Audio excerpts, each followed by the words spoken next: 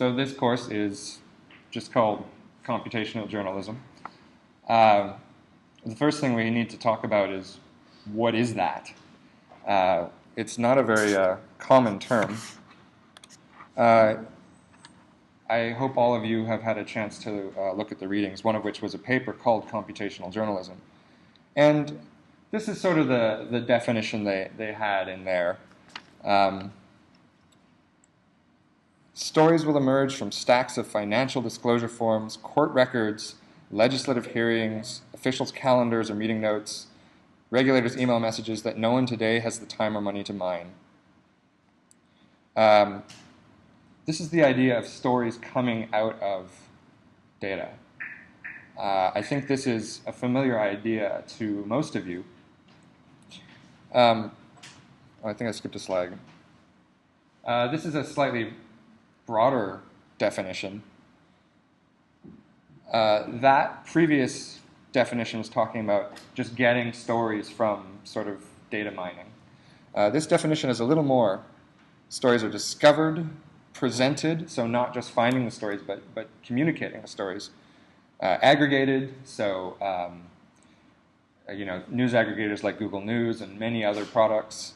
Monetized, so of course get people to pay for them as well. Archived, so to look through, maybe 100 years of previous stories to see what you can find there. And it also mentions a couple techniques. This is a very technique-driven class. Basically what we're going to cover is a lot of different algorithms and try to understand what we can do with them in the context of journalism.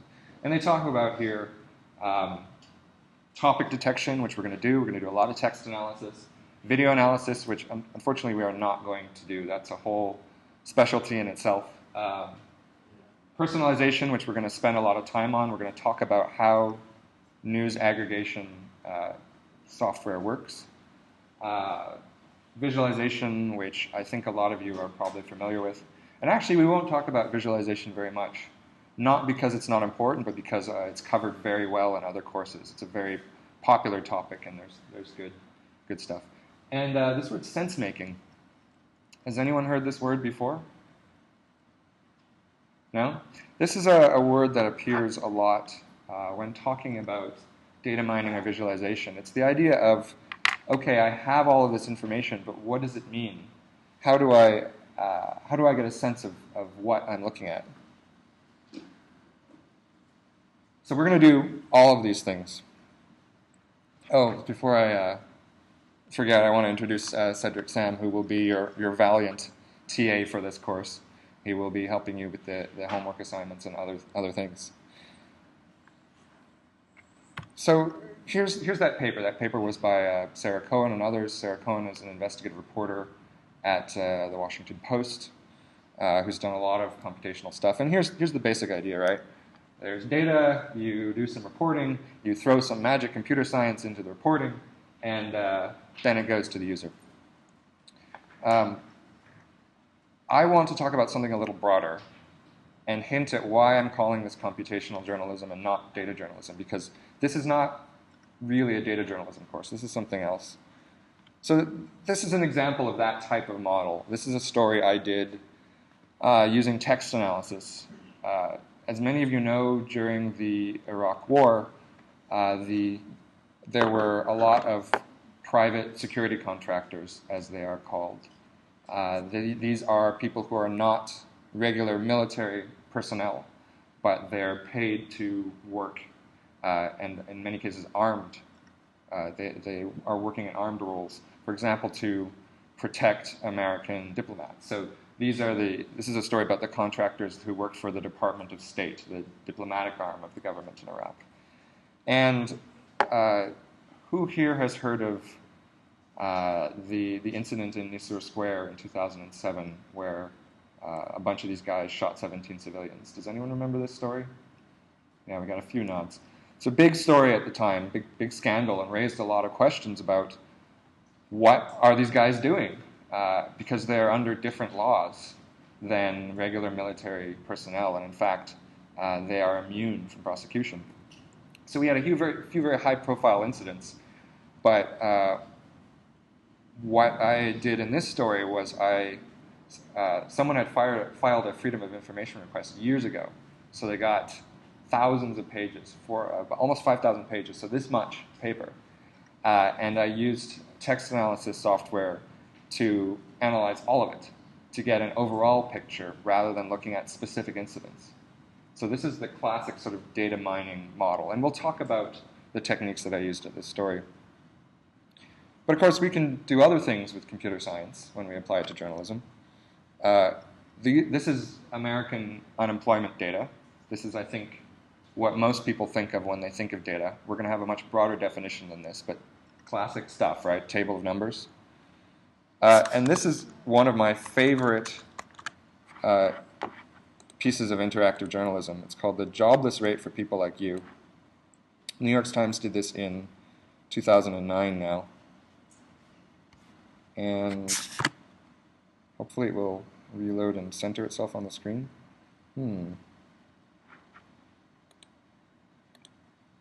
There we go. So that's just the unemployment rate there, and that's the number that's usually reported. But there's a lot more data than just that one number. And so you can actually go over here and look at how the unemployment rate changes for different demographics. So here we go, right? I'm a white man, 25 to 44, college graduate. Yeah, 3.9%. The recession doesn't look so bad. But of course, and I know a lot of people who are, men and women like this. So, let's say white women, right? Yeah, also not so bad. But, if you're a Hispanic woman, 15 to 24, and you haven't finished high school, it's 30%. So, and in fact, you can see in some communities, the unemployment rate is close to 50%. So you can see that if you're a professional, maybe a journalist, and working in the United States, you don't see it as a very big problem. But some communities, half of the people in them have no job. So this is a way to use computer science techniques, in this case visualization and interaction, to illuminate the data or tell a story which otherwise is not visible in the main figures. So if we go back to, that's not the right PDF. Oh, look at that. Research papers. Where is my slides? There we go. Oh, here's another example. In this case, this is a story by ProPublica, which does a lot of really nice investigative reporting. And they took a bunch of data, had to scrape it out of PDFs, on payments from drug companies to doctors for speaking at conferences and this sort of thing. And you can type in the name of your doctor and find out how much money they received. So, if your doctor is Jerry Blaylock, he received $3,000 for speaking from GlaxoSmithKline. So it's this idea of personalizing the data. And so this is, I think it's pretty straightforward how this is built. It's a web form with a database behind it. So this is another thing. This is a crime map. This takes a feed from the Los Angeles Police Department and plots the crimes on a map. And a newspaper or a news organization tends to report the most severe crimes. So if you read the news, you think, everything's a murder. But in fact, as you can see from the map, this color here, this yellow color, is property crimes. So burglaries, car thefts, much more common than violent crimes. And you can see that right away from looking at the map. So we're going to expand this model a little bit, right? We take some data, we apply the magic computer science sauce to reporting, but we can also apply it to presentation or visualization, and that's another place where computer science comes into journalism. But then, if we think about how you actually get news online, we have all of these aggregators. This is Google News. There's many, many more. This is TechMeme, which is for technology news. I include this one because we're actually going to study how TechMeme works later. In fact, we're going to study how Google News works as well. The reason, well, let me just ask, why do you want a news aggregator? Like, what's the point of having an algorithm sort through the news for you? to save time as compared to doing what? Yeah, so that's one answer. What else? I'm going to be, sorry. Summarization, yeah. The basic problem that an aggregator is trying to solve is there's way more news than any person can read. There's millions of stories produced each day. There's billions of web pages. To deal with that volume of information, we need algorithmic techniques. So, here's another example of ways to deal with huge volumes of information, or ways that the news comes to you. This is Twitter, of course, and of course there's Weibo and lots of other social networking services. And there, rather than an algorithm deciding what you see, it depends on who you followed, of course. So this is, it's not really an algorithmic technique, but it's software that's designed to be used by a group of people, or social software. That's another way you can filter the information that comes to you. And so this is the general term that I'm going to use for this idea, filtering. Right? So here, now we have lots and lots of different stories. I have 3 here, but imagine there's millions. And they're all generated, and then some subset of them goes to the user. And that's another place where we can apply computer science, and we're going to talk about that as well. Lots of different examples. Of course, we don't normally talk about it this way, but an editor at a news organization is a type of filter, right? They decide what stories will run and how prominent they will be. They can put it on the front page, or they can put it on, a section page. Google News is a classic one. Comment systems. How many of you know what Reddit is, or have used it? Yeah, okay, I think less common in China. But on Sina, right? Like someone replies a comment, and then there's a whole thread, and people are talking back and forth, and you can vote them up and down, or you can favorite them. These types of social systems for organizing discussion are also filtering systems, because the fundamental purpose of having something like commenting, voting up or down, is so that the best comments appear in one place at the top of the list, and it saves you time. The point is taking a tiny fraction of everything that there is, finding the good stuff. The Facebook news feed is a combination of algorithms and social signals. We'll talk a lot about that. Techneme we just looked at. But then there's this other aspect where people are applying computer science to journalism, which isn't any of these things. And journalists don't think about it very much normally. It's not really in the mindset for many people. And that's talking about the effects of a story. What happens after the user reads or views it? So it is now possible to track the spread of information over the entire web.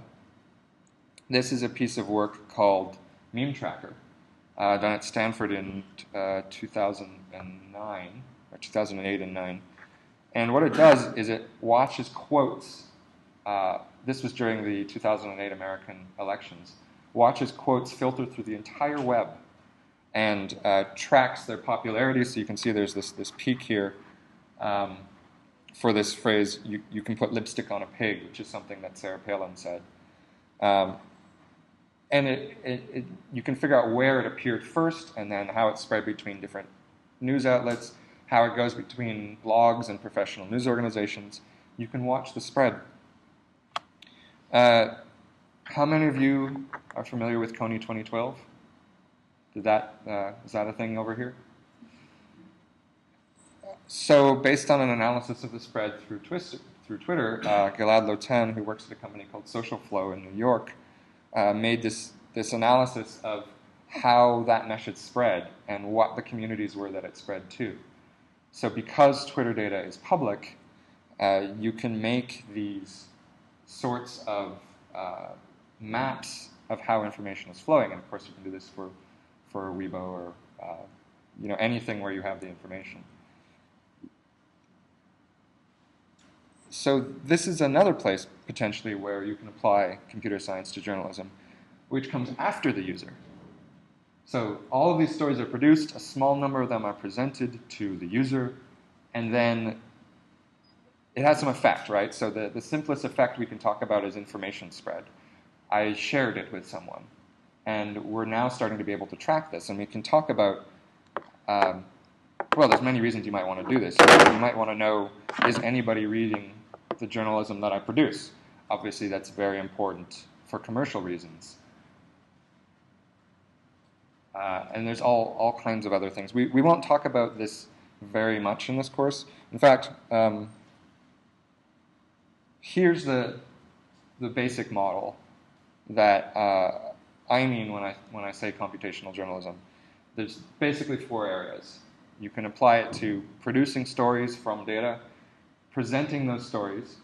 So you can do one or the other, right? Like you can have a story that's just text that came from a data analysis. Just because you use data to produce the story doesn't mean you have a visualization. And then filtering algorithms and filtering systems. How does each individual person see a particular set of stories out of the millions that are out there? And then you can apply it to tracking where stories go or what effects they have. So this is my model of what computational journalism is. And the other thing that makes it computational is well, let's talk about this. If I write a book on my laptop, is that computational literature? What do you think? Has anyone ever heard the phrase computational literature? No, okay. So if I write a story on a computer, is that computational journalism? Depends what the story's about. Okay, good. All right, that's a fair answer. Depends what the story's about. But of course, we can't do journalism without computers. Every story involves a computer, probably lots of computers now. That's not what computational means. And then if I do a story like, I analyze a bunch of numbers and write a story about that, I think most people would call that data journalism now. The difference that I want to draw here is, do I need to understand an algorithm to do the journalism, or build the system for doing the journalism? So the result of computational journalism can be stories, but it can also be systems. So if I'm building a news aggregator and I have to design a filtering algorithm that tries to figure out what things I should show you, that I would say is computational journalism, but the product is not a story, it's a system. So there's this sort of, that's the distinction I draw. In fact, I have a definition I'll show you in a second. This course is going to focus on 2 of these areas. It's not that visualization and tracking effects aren't interesting.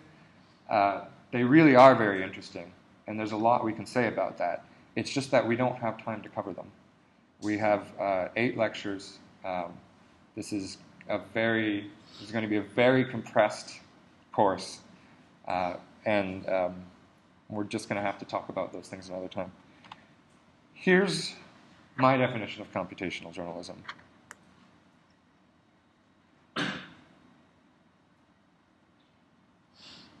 I'm not going to read it out loud because that's just lame. I hate it when professors read the slides. I know I did that earlier and I was like, why am I doing this? What do you think of this definition? Any thoughts? You'll have the slides, by the way, and you'll also have the recording, so you don't need to write down the things that are on the slides if you don't want to. Anything strike you about this definition? What do you say?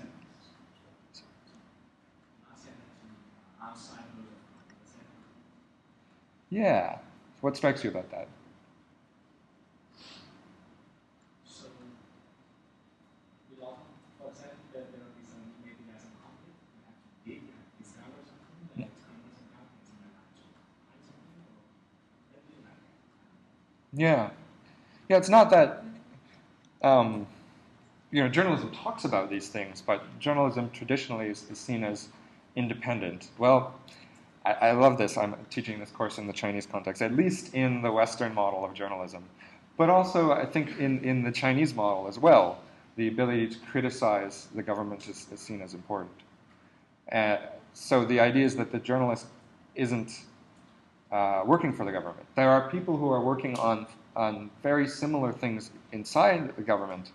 Um, so to analyze data on disease spreads and try to do a campaign to educate people about how not to get the flu, right? That's computer science. It's a problem of public information and knowledge, but it's not independent. Journalism would be someone outside looking at what that person in the government is doing. And the other thing is this outside of commerce, right? It's not that journalism isn't a business or can't make money, and of course we have business journalism, but the idea is there's something that's different between journalism and entertainment. You don't do whatever makes the most money. There's something else that you're maybe interested in here. There's complicated ideas about, there's this phrase, the public interest, right? Who's heard this phrase? I have no idea if there's a Chinese equivalent to that saying. But there's the idea that what you're doing should benefit people in general. And Henry, I think you had a thought as well? Very similar. When you're talking about outside of commerce, Mm-hmm. how far does that extend? Does that mean you can't work with any companies? Like, really?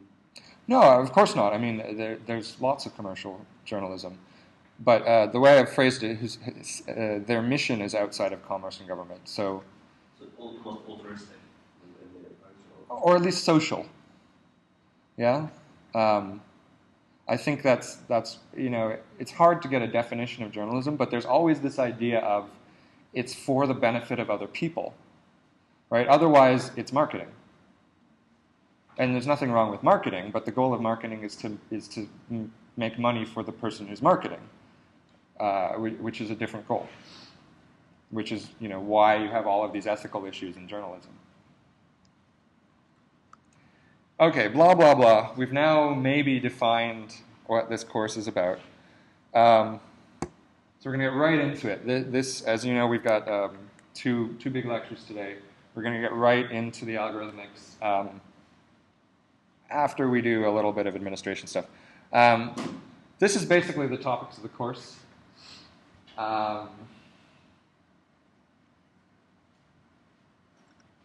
What's new here? I'm wondering how familiar you are with these ideas. Let's try it this way. What have you seen before?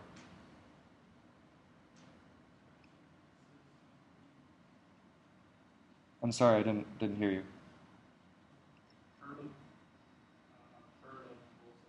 You've heard of most of them, okay. Which ones have you heard of? All of them. No, that's good. Okay. Anybody done machine learning or data science type work? How about you? You've stats. Have you done any machine learning or regression type work? Actually, no. No. Okay. Yes. Because my research topic focus on high frequency data mining. Okay. Especially financial data. So you do temporal stuff. Okay. Yeah, we're not really going to talk about temporal, or at least not high-frequency temporal stuff in this course, but that's interesting. Yeah. Mm-hmm. I'm familiar most of these topics. Okay, good. So at least people have heard of them. That's good.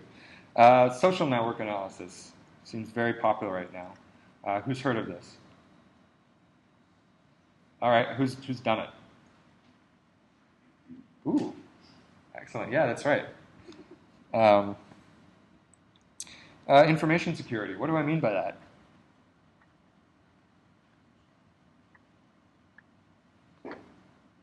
We're going to have a whole class on this, but has anyone thought about why a journalist would need to understand information security?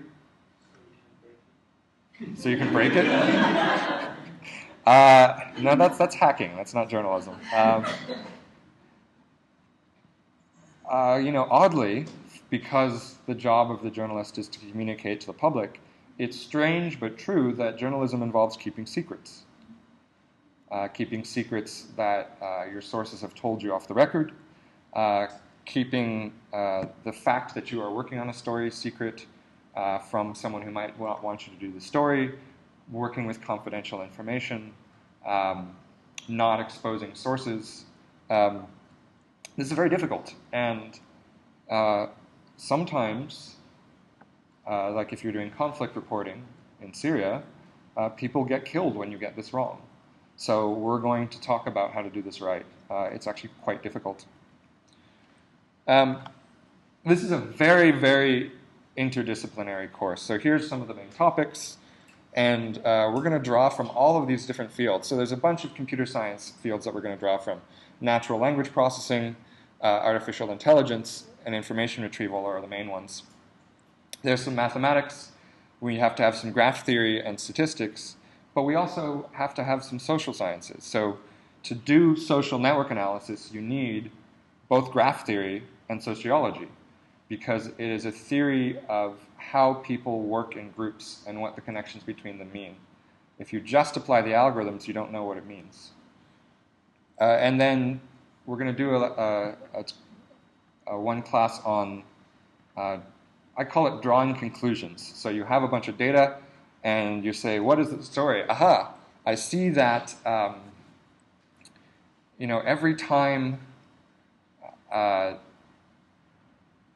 the government makes a law that raises this type of tax, these companies have less profits, right? I see this relationship. I've done this visualization, you can see it. Well, does that mean that the law change causes the change in profits? It's the question of causation is really what we're going to get at. How do you know that what you're seeing is really there and is a causal relationship? And this is very hard. This is also called inference, which you've probably heard from statistics. And we're going to do this because it's very easy to get this wrong. And so it really takes some intuition about what randomness looks like and what cause looks like, and we're gonna go through that as well. So we're gonna bring in all this stuff. This is how we're gonna run the class.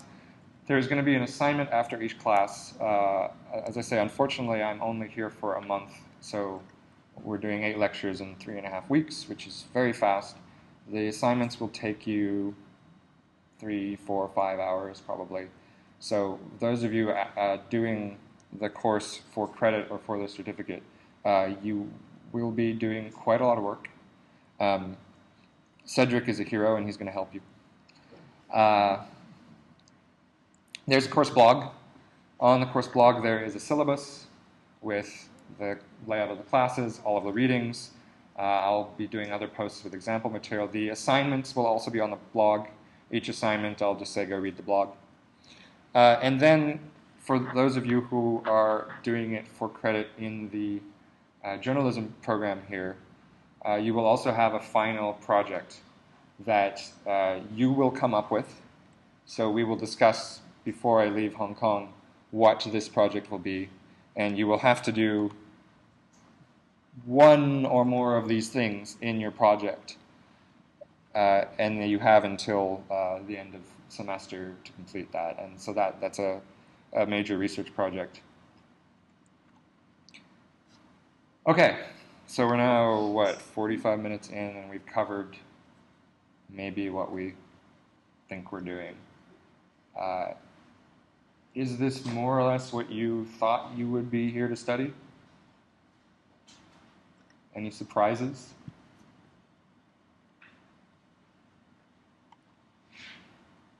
So when you look at this, is that kind of what you were thinking?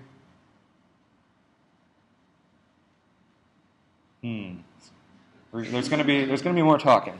I'm going to learn your names, and then I'm going to start calling on you. So we can do it like the grade school type. But really, this course isn't going to work if everyone is quiet all of the time, because I have no idea if you understand what I'm saying. Or maybe I'm not teaching the right things, which is why I'm asking now. Let's try it this way. Is there anything you thought would be in this course, or you wanted to be in this course, that's not in this list? Visualization. Okay, well, for that, I can only offer an apology. I had to cut something out. But there are other very good courses. I've mentioned there is also Irene's data journalism course in May, which I think many of you will like. And I think someone here mentioned that they'd done the data visualization Olympics. Is that a thing? Who was that? Oh, okay. All right, so at least one of you has already done that. Okay. Well, let's do it this way. If there's something that you want to talk about that isn't here, first of all, you should tell me so that as I'm writing the lectures, I can do it. But also, I will have office hours, and you can come and talk to me, and we'll just talk about it. Representing data. The first thing we're going to talk about is what's data. That's a hard one. This is my definition. Is this the definition you were expecting? What do you think about when you think about data? Numbers. Information generally, okay. It's useful when it's like putting together. What's that? It's useful when like all of them are put together. Useful when you're putting it together. So the idea of Specific purpose. You will get it so information gathered for a specific purpose. I like that actually. Actually, there's something important in that idea, which is that data doesn't come from nowhere, right? It doesn't magic. It doesn't. You can't go outside and pick it off the tree. People create data, and it's always created for a reason. And you have to understand why and how it was created, or you don't know what it means. What else? That's Record of events. a Record of something with information events. records of events. Nice, yeah. That's good too. All different kinds.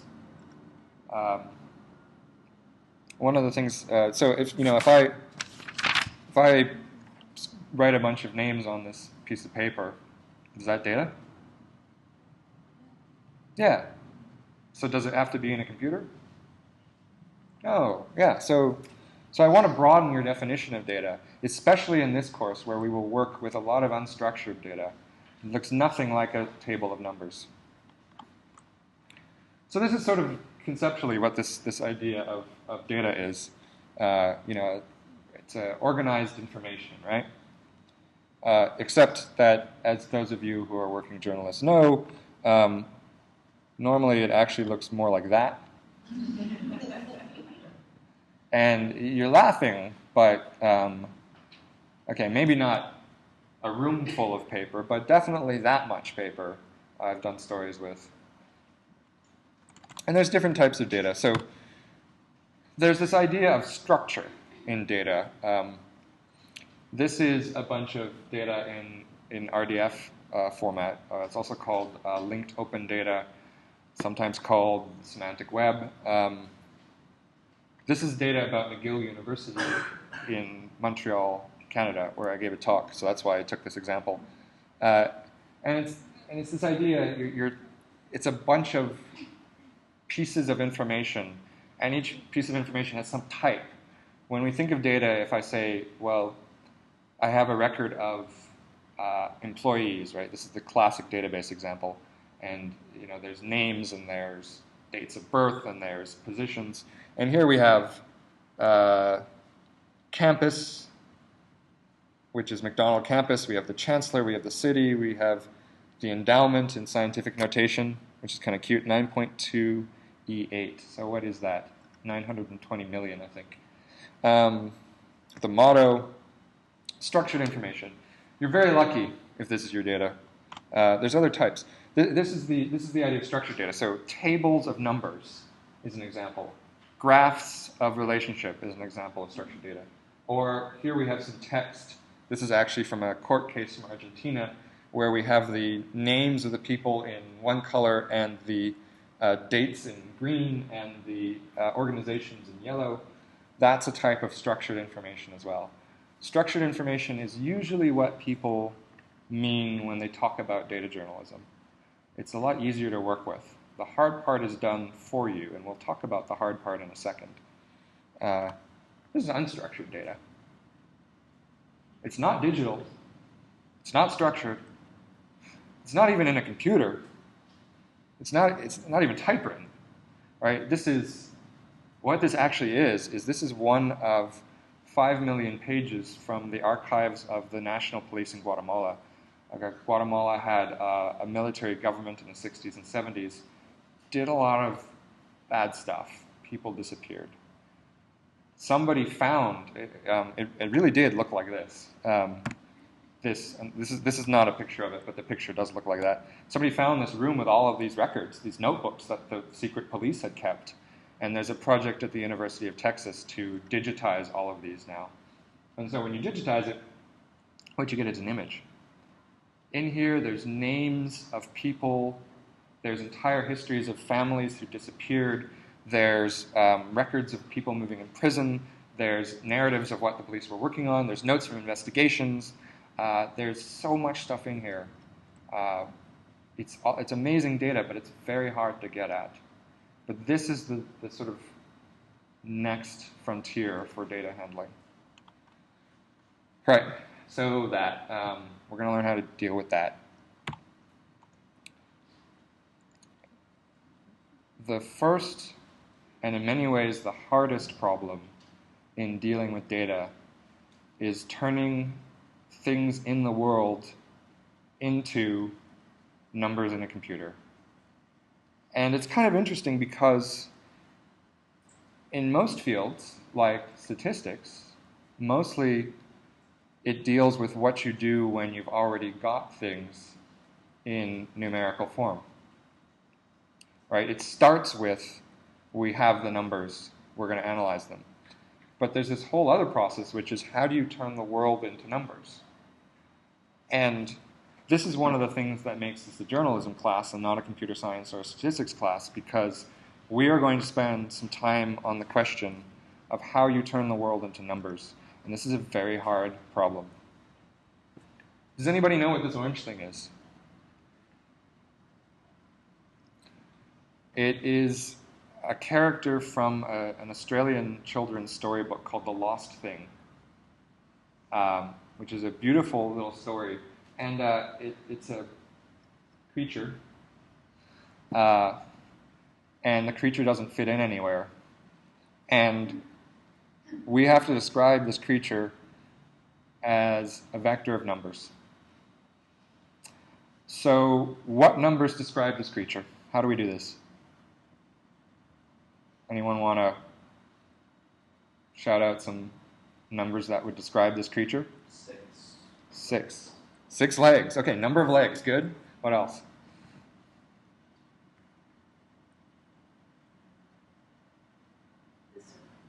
The circumference. We can measure its size. Sure. What else?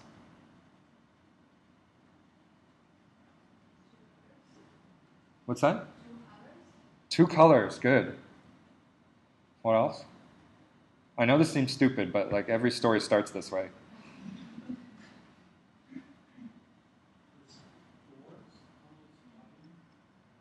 Yeah, we could count the doors. Sure. Speed. Yeah. What about its color? Can we describe its color in numbers? Yeah. Right, RGB. There's lots. We know how to do color in numbers. So it's this type of thing. So the question I'm going to ask you now is, we could go on, right? We could come up with hundreds of different ways to quantify this beast. What's the right way? Which numbers are important?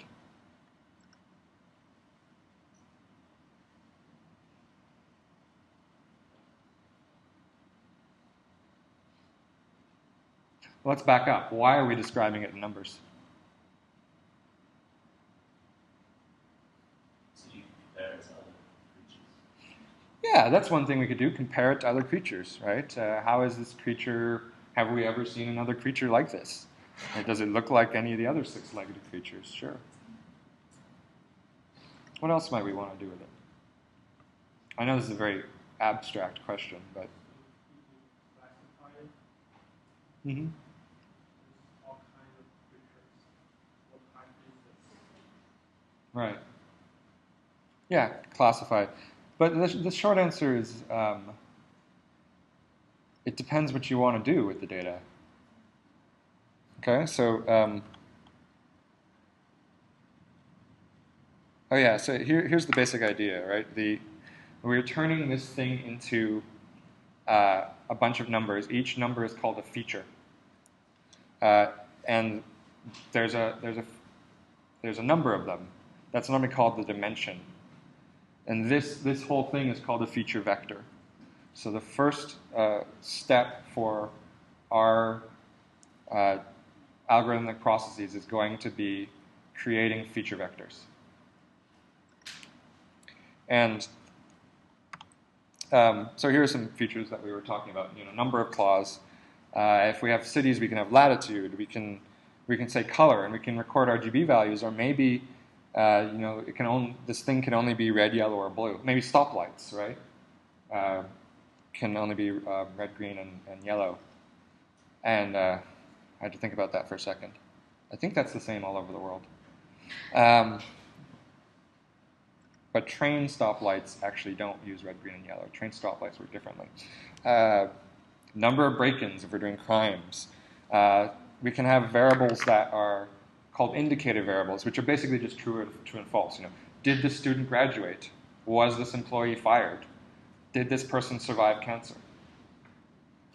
Or we can count the number of times a word appears in a document. We're going to be doing a lot of that. Voting, of course. And what we're going through is the process of feature selection. Feature selection means something specific in machine learning. So if you talk to a computer scientist or a data scientist, it's going to be, I already have this feature vector, now I want to find out what the most informative features are. But that's not what we mean here. We're talking about, again, this process of describing the world in numbers. So here this is, right? The first question is journalistic, which is what are the important things about the world? If we're doing a story on hospital accidents, good doctors and bad doctors, maybe we want to count the number of medical accidents of a specific type. If we're doing a story on healthcare costs, we're probably more interested in how much it costs to deliver a specific operation. So what you're counting depends on the questions that you're asking. Are you all sitting here like, yeah, this is obvious? Or is this at least somewhat interesting? I'm not sure if this is obvious or not. I just know that people don't normally talk about this problem, and it matters. And so we're going to start with this. So anyway, this is the journalism problem, right? How do we represent the world in numbers? That gives us a feature vector of n dimensions. The machine learning problem or the classification problem is which of those features matter, and that's we get k features out of that where k is smaller than n, right? So we say, well, we measured these 500 things, but only 20 of them actually matter. And I think that first one is actually harder in my experience. And also, if you do it wrong, it limits the questions that you can answer. And the other thing we have to talk about is there are different types of numbers.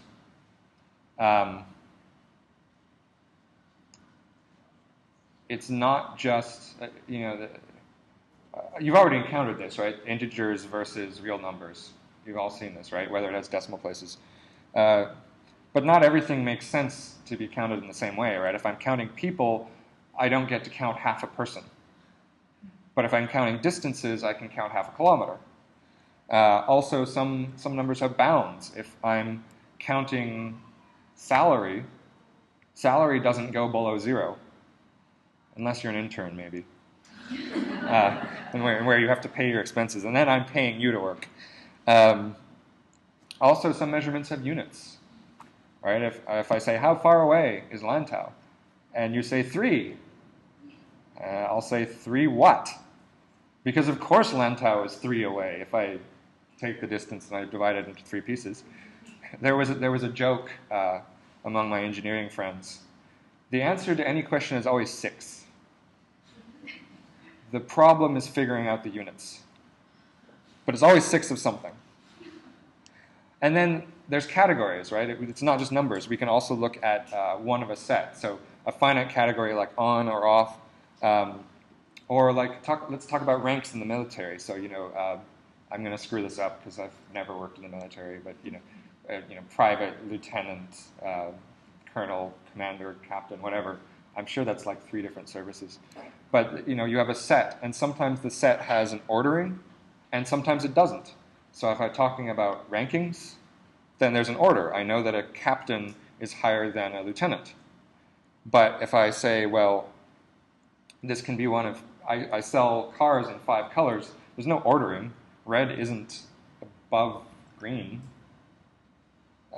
So I can have categorical where it's ordered or unordered.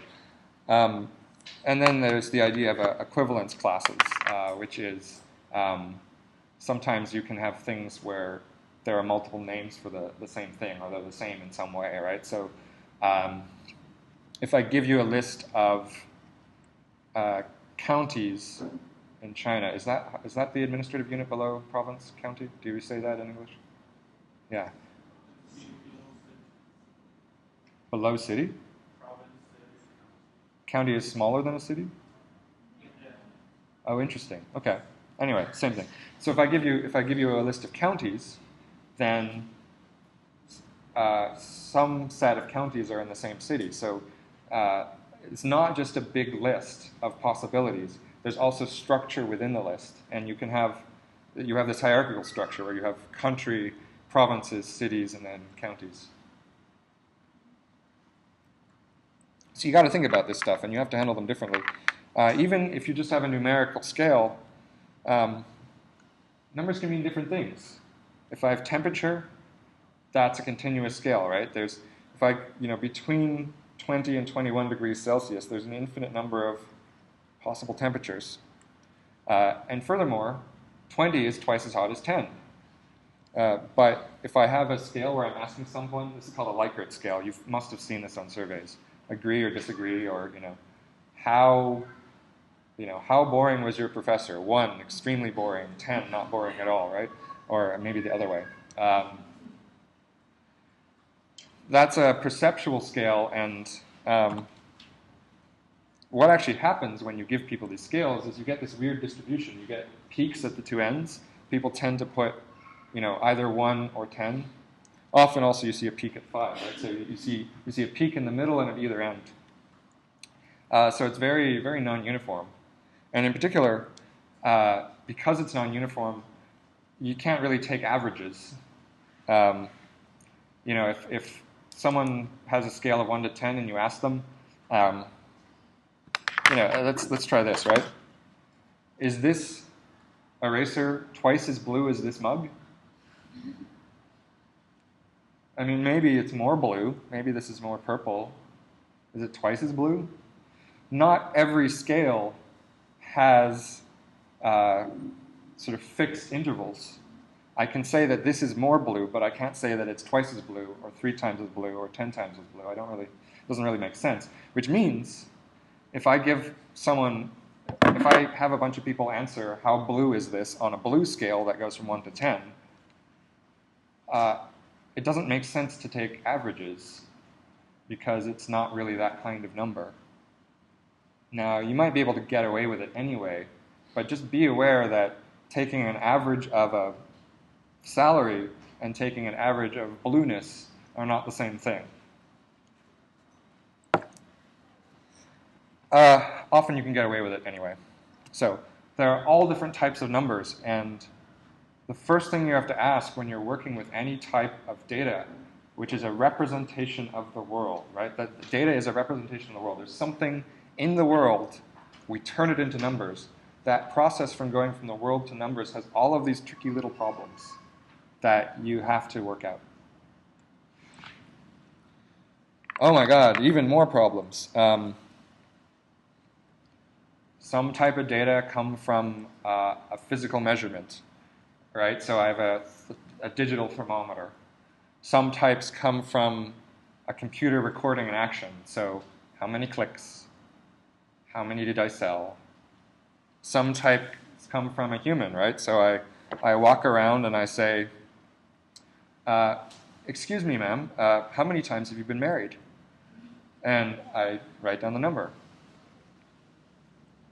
And then I write down 5, but my handwriting is messy, and somebody types it in and it becomes 6. So you get different types of errors with each of these.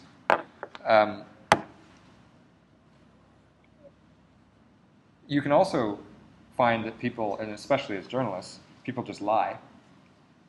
How many of you have worked with crime statistics? Every police department wants the crime numbers to go down, right? So sometimes, and especially I think in the Chinese context, official statistics, you have to ask carefully how that number was generated. Is that diplomatic enough? Actually, Chinese fishery statistics. Someone did an analysis. So every country in the world, there's an international treaty. They have to record how much fish is caught each year, because there's treaties about how much fish you can catch.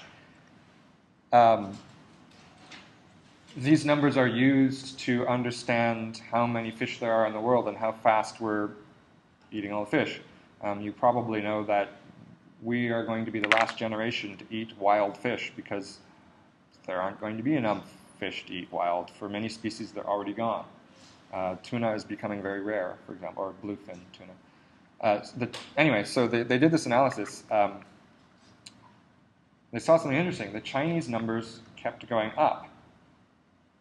And in fact, eventually they got up to the point where, based on other types of estimates, the Chinese were catching more fish every year than there were in the world.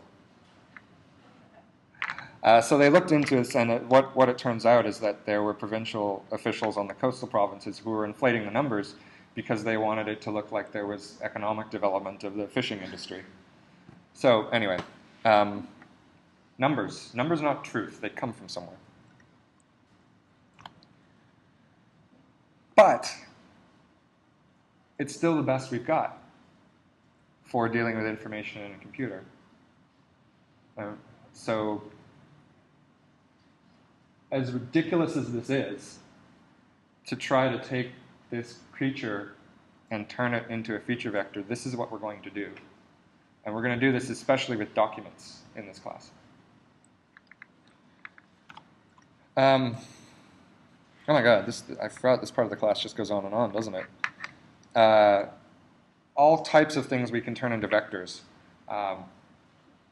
Movies that I've watched. So in that case, so if I have, let's say, Netflix, right, where they have like 1 million different movies and I've watched some of them, what is the feature vector for the movies that I've watched? What is the dimension and what are the numbers in it?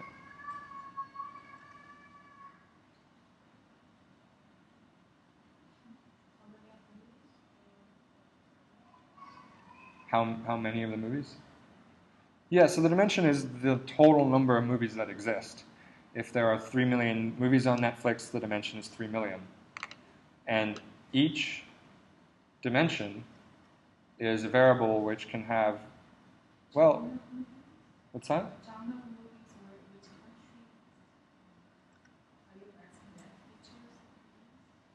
No, I'm not asking for features of movies. I'm asking for a... Right.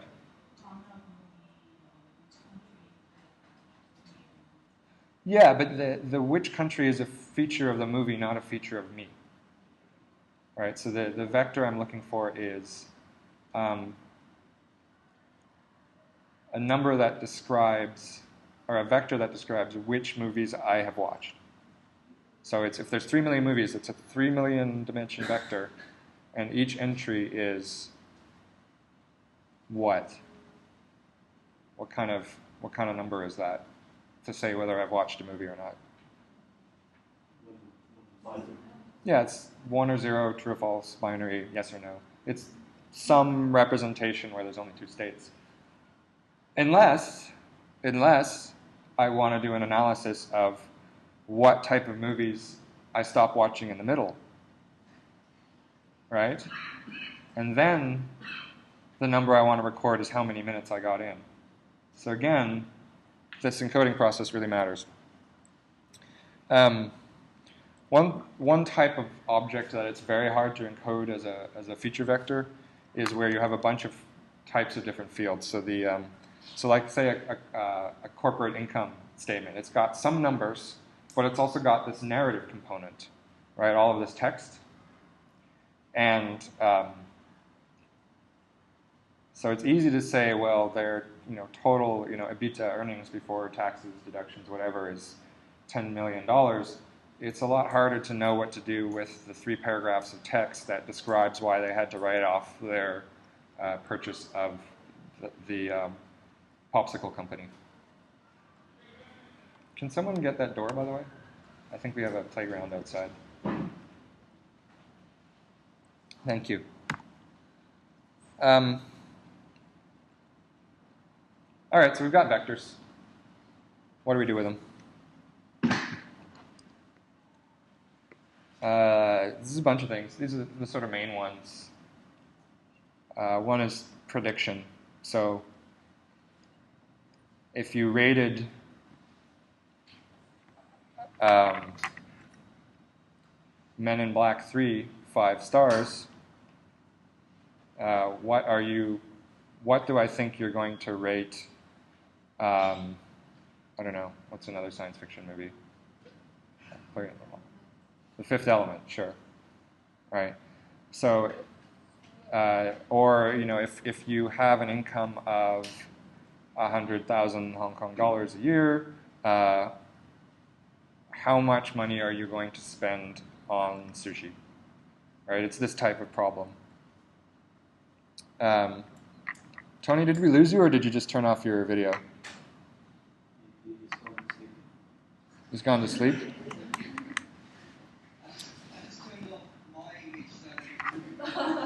Oh, okay. Yeah, so to save bandwidth. Okay. The other thing we can do, as someone pointed out, is to try to group similar items together. And we're going to talk a lot about algorithms to do that. Okay. Clustering and distance metrics. What's a category? What does that word mean? Category. Anybody thought about this word? It's a group of things that have similar characteristics. So is this a category? I think this is an eraser and a cup. I don't think the category is the group. What's that? That is true. But a category is not an object in the world. All right, I can't point to a category. So what is it?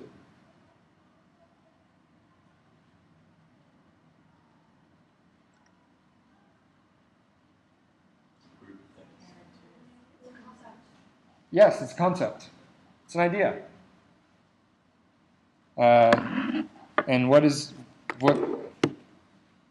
the idea of a category? What is the concept that Yeah, it's a way of organizing, exactly. And what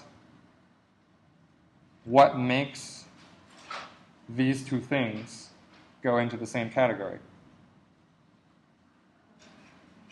Well, yes, color. That's true. Although maybe if I was asking about shape, they would be in different categories, right? So it depends how you organize.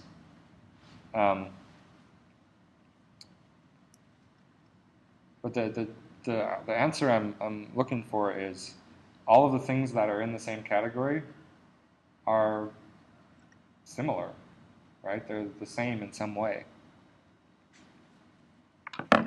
Categories are really important. There's an entire, in fact, there's many books. This is a nice little one on category. This is the first sentence of this book on. So there's a lot of interchangeable words here: category, type, classification, cluster, taxonomy. All very similar concepts. And in fact, without categories, there would be no thinking. There would be no ideas.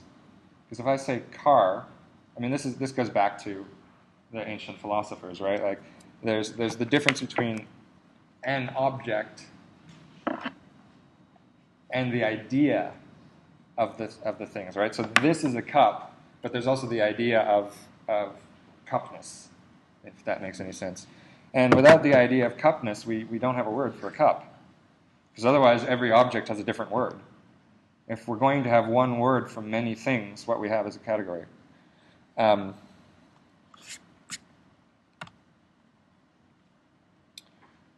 So now we sort of back up and go from the philosophical to the practical. I have a feature vector. As those of you with math background will know, a vector is, you can also think of it as a point in high-dimensional space. So if I have, if I use 10 different numbers to describe a hospital, then I have a 10-dimensional point. And one of the ways I can think about trying to categorize things is by asking what points are near each other in this high-dimensional space. So we're making this leap here, but the point of describing things by numbers, if we're trying to group them, is to say, well, if I have two hospitals and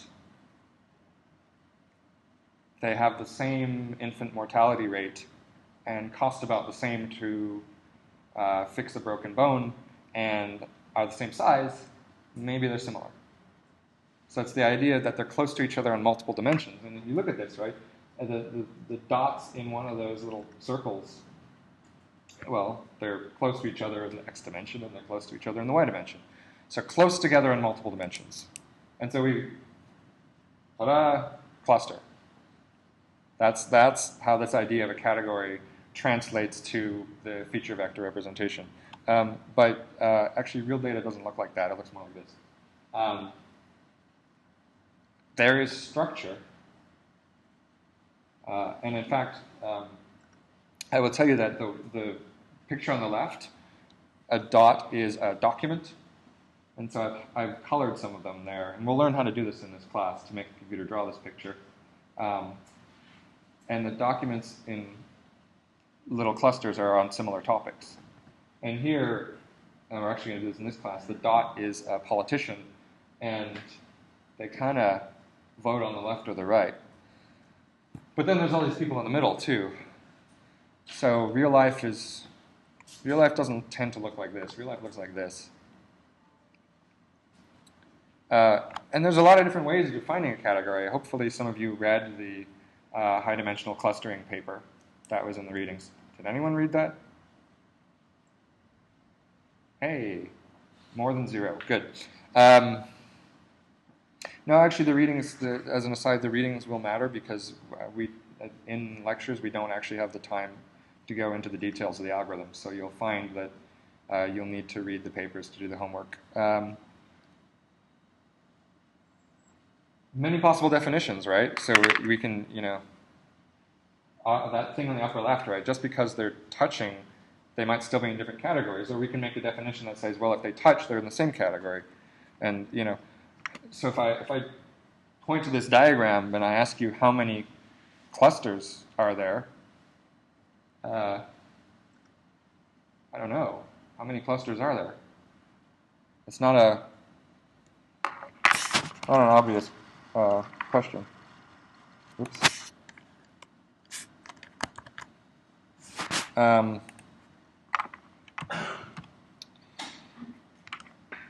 And there's different definitions. Actually, each of these definitions is what a particular clustering algorithm computes. There's hundreds of clustering algorithms. So I'll just take this first one here. Every point inside is closer to the center of this cluster than the center of every other. You kind of sort of think about it for a second, but if I have all of these objects, right? Oh, now I have, oh wait, I can draw. I forgot. So here's a cluster, here's a center, here's another cluster, here's a center. And this definition says, well, if you're in this cluster, it means that you're closer to this center than that center. Because, say I take, oh, I have a little red magnet. I love this. There we go. There we go. So here, now I'm closer to this center, and then if I move this point and move this point, and now I'm closer to that center. So this gives you this definition, right? It's this sort of line. And when something crosses this line, then we say it's in the other cluster. This is how the k-means clustering algorithm works, one of the most classic clustering algorithms. And there's other. There's ones that talk about separation between the clusters. That's that epsilon middle definition. There's ones that talk about, what is it? Every point in this, see, I hate these definitions. Every point in this cluster is closer to all points in the inside. Oh, so that one is,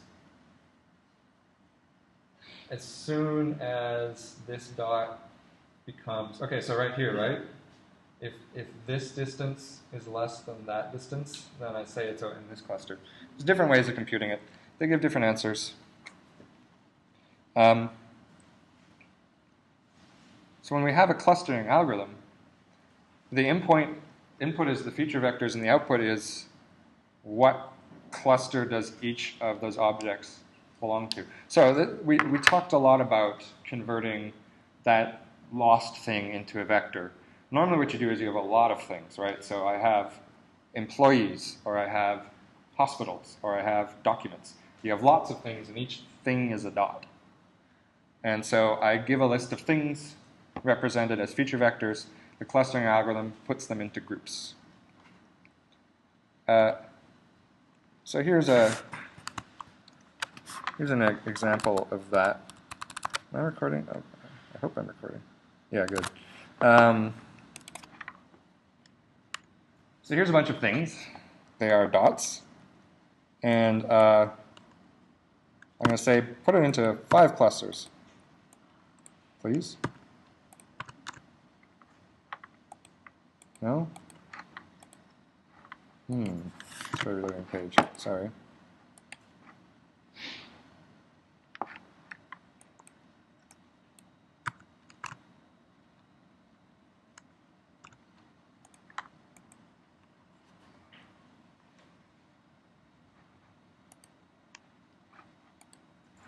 Yeah, so I would have to set this number to something other than 0, but I don't seem to be able to.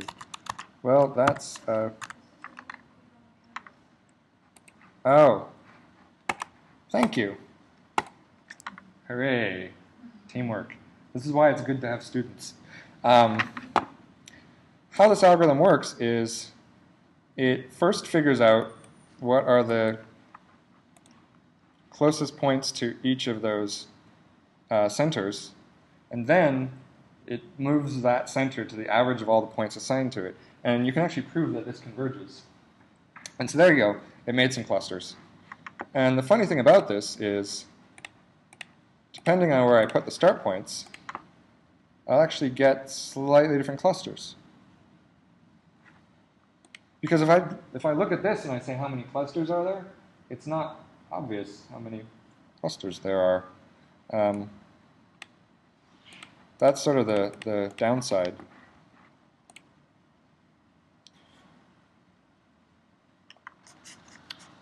So there you go. There's an example of the k-means algorithm, which is in your. It's discussed in that paper, and it's easy to find. It's a classic algorithm. But that's a beautiful visualization. When you actually run a clustering algorithm, what you get is a list of numbers. So I'm actually going to do this in a minute. Let's talk about this other thing first, because this is what it slides. All of these definitions of a cluster, what do they have in common?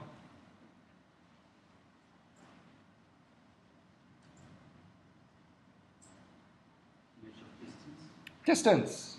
Yeah, okay, so you probably saw the slide where I said distance metric. Also is in the beginning. But yeah, measure of distance. This k-means algorithm too. It assigns points to cluster centers based on what is the closest center. So we need a measure of distance. So that leads us to distance metrics. It's the idea of how similar or not similar two objects are.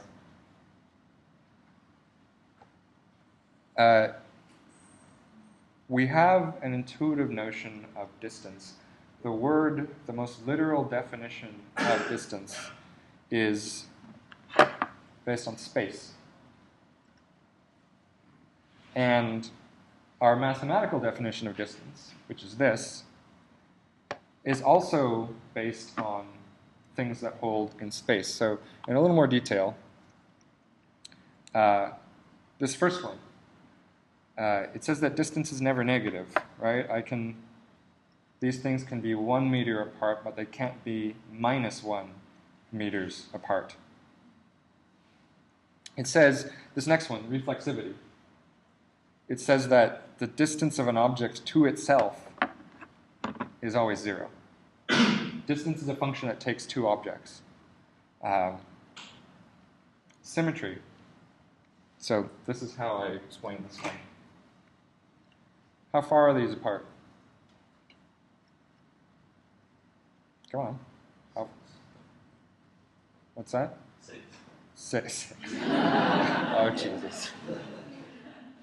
Okay, 6. Okay. How far are they apart now?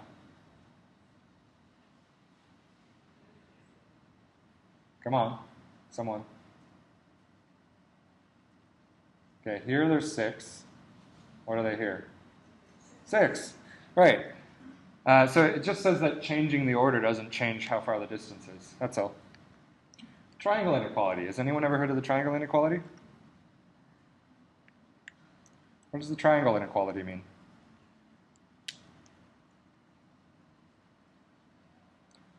Triangle inequality says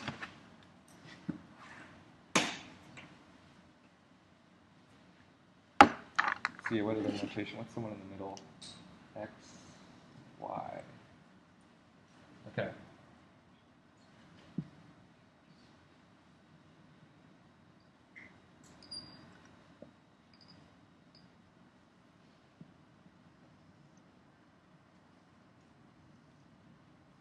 Triangle inequality says that the distance from x to z is less than or equal to the distance from xy plus the distance from y to z.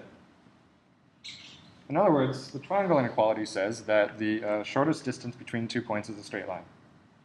That's all it says.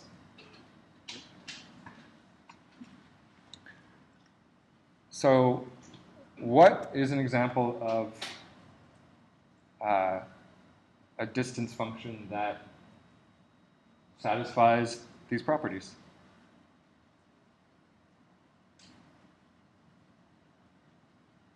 So if I give you a bunch of feature vectors of towns, cities in China, what is a function that would satisfy these?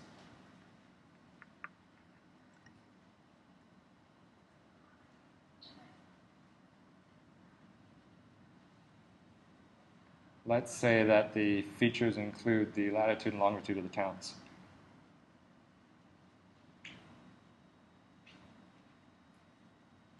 So the function takes 2 cities and has to give me a number, and it has to have these properties.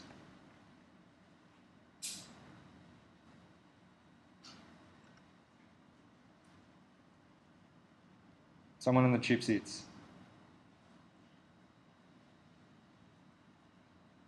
Come on. I know you know answer this. There's a totally straightforward answer. Spatial distance. Yeah. How far the towns are. I mean, that's the it's this definition is a mathematical metaphor for spatial distance. It's less obvious in other things.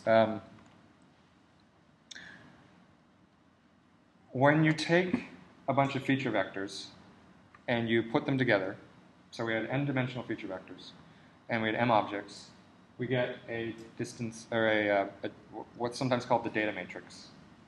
It is, we have turned m objects into n numbers each. So what we get is a matrix that is n across and m down, if we're using row vectors. I like column vectors myself, but it's a taste thing. If we then take a distance function and compute the distance between every possible pair, we get a distance matrix. What is the shape of the distance matrix? What's the dimension of that distance matrix?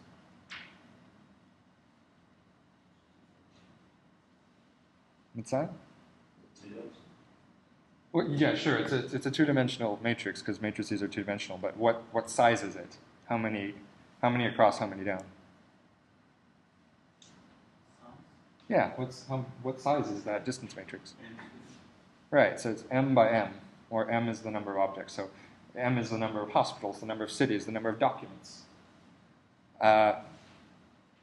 This matrix also has a structure. What can we say about this matrix just from the definition of the distance function?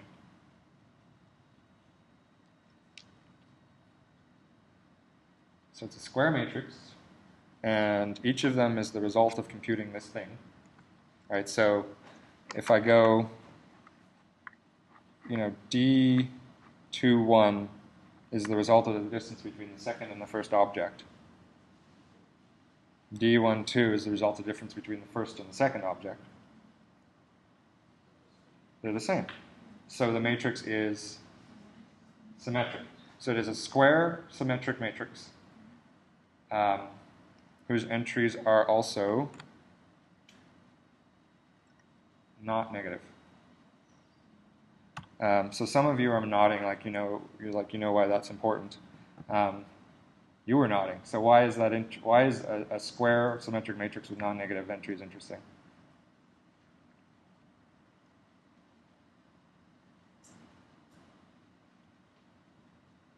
No? Yes? Have you ever tried to take matrix factorizations or eigenvectors or things?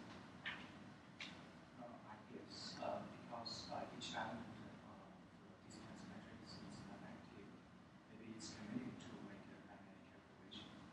Yeah. And make dynamic transformations for you to present something useful. Yeah, there are many, many mathematical procedures that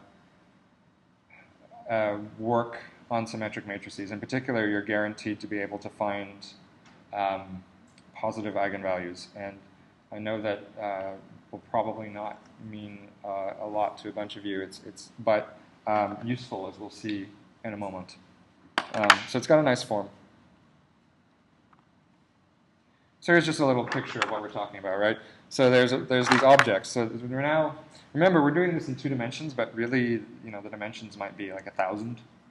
In fact, you will be, for your first assignment, working with 10,000 dimensional vectors, which you should tell your friends that. They'll be really impressed.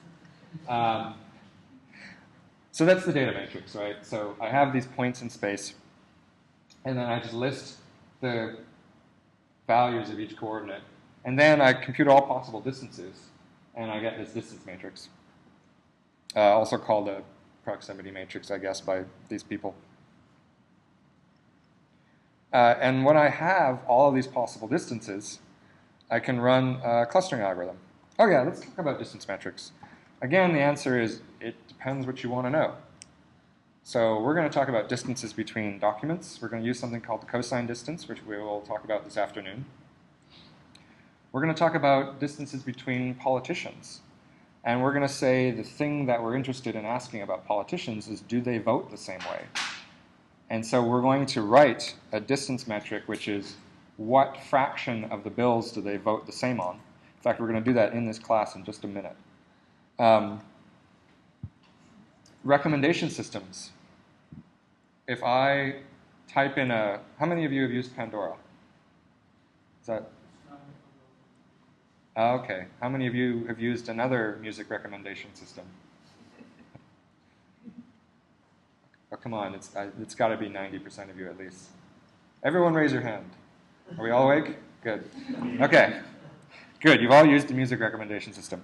How they work, generally, is they look at what songs people play to. How to phrase this? What songs tend to both be played by one person. So if I like, or what artists, let's say, similar idea. If I play Radiohead, maybe I also like another indie band, like Arctic Fire or something. And so if lots of people listen to both of those bands, then we can say, well, if I know this person likes one, maybe they like the other one. And so that's how these sorts of distance metrics work. See how many users who listen to one song also listen to the other one. So if I want to compute the distance between two songs, what I do is I count the number of people who have listened to both songs. And we'll actually study that algorithm in detail. That's the classic collaborative item recommendation algorithm is what that's called, item-based recommendation. Hospitals. If I'm doing a story on medical accidents and I want to group hospitals into some make this type of accident, some make this type of accident, some have a lot, some have a little. I'm looking for clusters on hospitals. Then the distance metric I want is, do they make similar types of accidents? Tweets. That social flow graph of the Coney 2012, how that spread, that's done. So you have a bit of an issue, right? You want to say that this person saw a tweet, and then they did the tweet of their own on the same topic, but they might not have retweeted it. They might have changed the words, like written their own tweet. So then you've got the problem of, well, here's everything they tweeted in the last hour. Were any of those tweets the same as the tweet they read? Because you're trying to look for causation. And one way to solve that is to compare the words of the tweets using a distance metric. And they actually use a metric called Jacquard distance, which some of you may have seen for set similarity. So you have two problems when you're going to do cluster analysis in the journalism sense. The first is, how do you turn objects in the world into feature vectors? The second is, what does similar mean? Because the whole idea of a category is based on similarity. And it matters, right? Because if similar is color, then these are pretty similar. If similar is where I use them, this one I use at work, and this one I use at breakfast. And maybe they're not similar. We're going to put all of this into practice. I'm going to do a real live example of cluster analysis. And in this case, the object is a politician. It is a member of the UK House of Lords, which is the upper chamber of the British Parliament. And the question I'm going to ask is, how are they voting? Are they voting together? So this isn't going to answer questions about their environmental policy. It's not going to answer questions about how tall they are. It's going to answer questions about whether they vote in the same way. So basic political voting analysis. How many of you have seen something like this before, trying to analyze voting blocks? This is a classic. This is a classic one, and everybody sort of understands what it's talking about. And so we're going to go through the steps of actually doing it. We're going to start with input data. This is a site called the Public Whip, which oddly, the UK Parliament does not make voting history data available. It's this other little nonprofit that records the votes. They make the transcripts of the parliaments available, but then you have to get the votes from that. So they make these files available, and it's pretty straightforward. It basically is just this listing of all of the members of parliaments and how they voted. There you go, I just downloaded it right there. And it looks like, if I can drag this to my editor, boink, there you go. So it's this huge thing with all of these columns. This is the MP ID, which is which person it is. And then each row is a vote. And it's all of these numbers. And what the numbers mean is, there you go.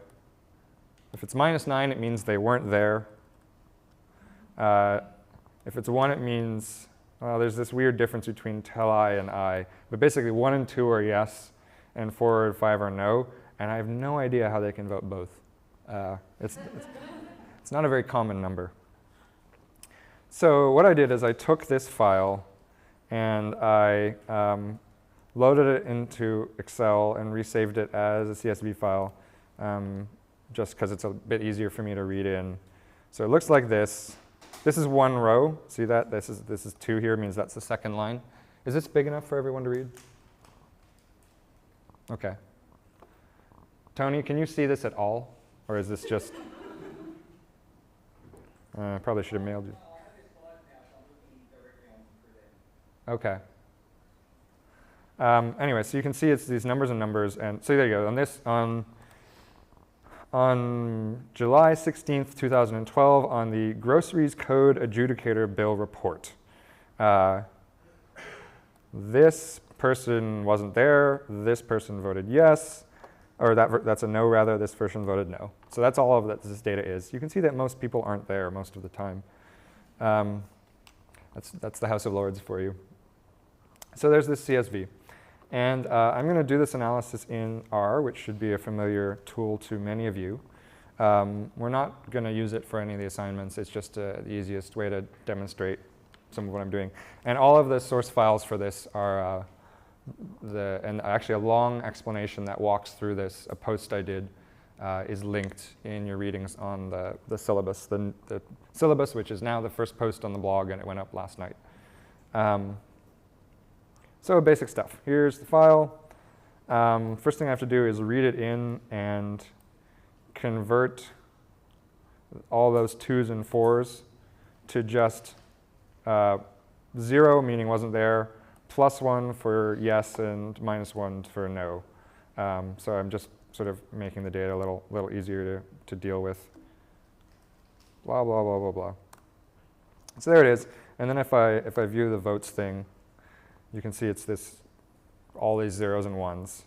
So again, columns are MPs, rows are particular things they voted on. And then this goes back like 10 years. So I thought I would take only the last 100 votes, which is a few years. Partially because the people aren't in the House of Lords forever. So if you take too long, then actually most people weren't on most votes because they weren't in Parliament at the time. And then I get a distance function. So this is the distance function. V1 and V2 are vectors of votes. So these big long vectors of 0s, +1s, and -1s for 2 different lords, 2 different MPs. And well, let's try this in 2 different ways. First of all, how do I define a distance metric? What's a way to tell if their voting history is similar? How do I quantify that? If you want, you can read the code and look what I did, but I'm actually just asking, what's a reasonable way to tell if 2 voting records are similar? Yes.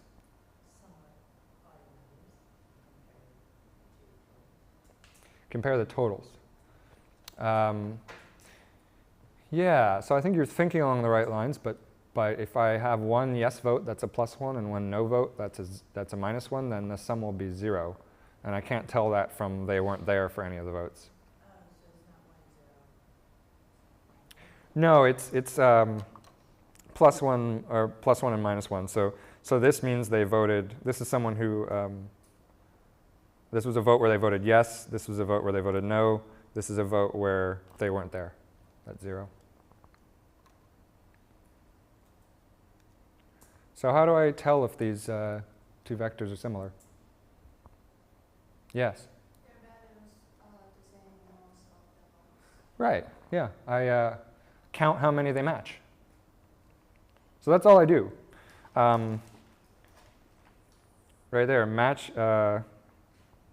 Well, the first thing I do is I count how many they both voted on. Because if one person voted yes and the other person wasn't there, did they vote the same way? Who knows? We can't tell. They didn't vote. We don't know. So first of all, I take only the values, the bills where both of them voted. And so that is this set here. The ones where they're both not equal to 0. And then I take the matching to be the ones where they voted the same way. And these are, I don't know how many of you are familiar with R. These are all vector operations. So even though it looks like match as one variable, it's actually a vector for every vote. And that's going to end up with a 1 for every vote where they were both there and they voted the same way. And then I take the sum of that, which is the number of ones that they match, and I say, well, first of all, if they didn't overlap at all, then they are the maximum possible distance. So I'm going to say the distance is from 0 to 1. So if they don't match at all, then the distance is 1. Otherwise, I'm going to say it's 1 minus num match over num overlap. That is the percentage of votes where they were both there, because that's the denominator, and they voted the same way. So that's going to be 1 if they voted the same way on everything. 0 if they voted completely different. That's not a distance function. Why? Who can tell me why the percentage of matching votes is not a distance function?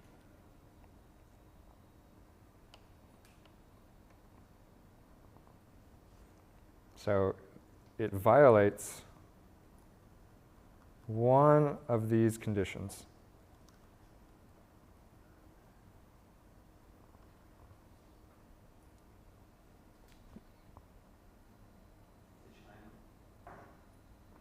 It probably violates the triangle inequality, but actually there's a simpler one that it violates.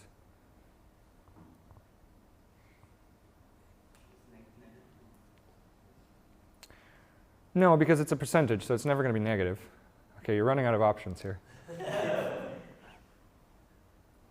So if I compare an MP to his or herself, what fraction of votes are they going to match on? Right. So what condition does that violate?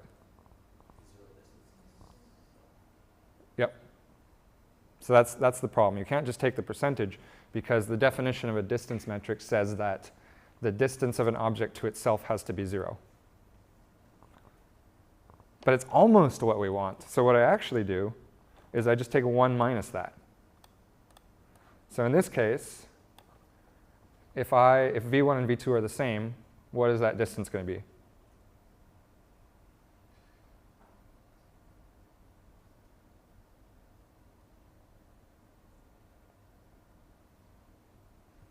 So what's the fraction of identical votes if v1 and v2 are the same person?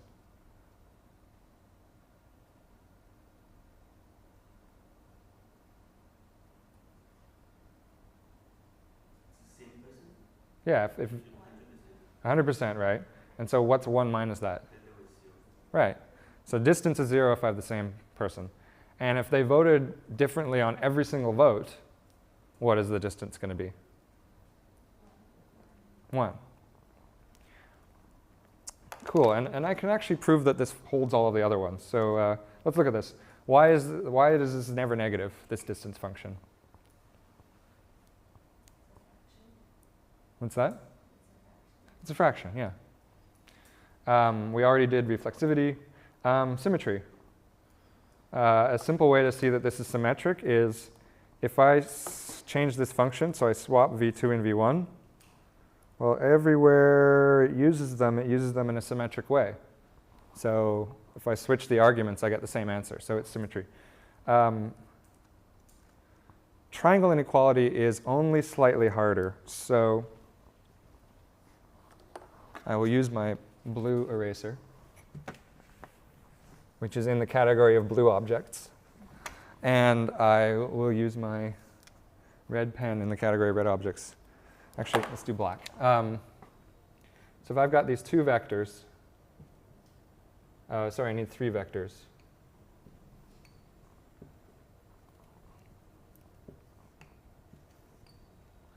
And I want to look at the distance from here to here and the distance from here to here. And the triangle inequality tells us what about these distances?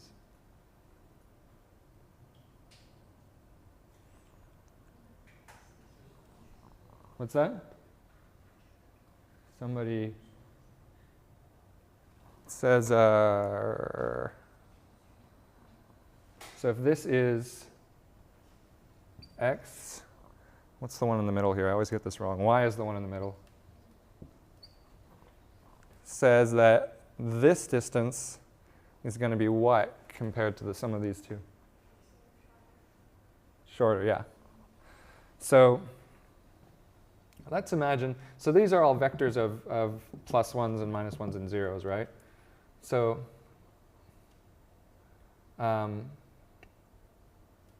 let's imagine that that's a 0, and that's a 0, and that's a 0, and that's a 1, and that's a 1, and that's a 1. In this case, the distance is going to be all the same. Or this is a minus 1, and this is a minus 1, this is minus 1. But where this one in the middle is different, what I'm doing is I'm adding up the number that match, right? So if they match everywhere, then in this case, I get a 3. So, and then I'm taking the percentage, so that's 1 minus. So, so in this case, I would get a 0 distance between these two and these two, and between these two and these two.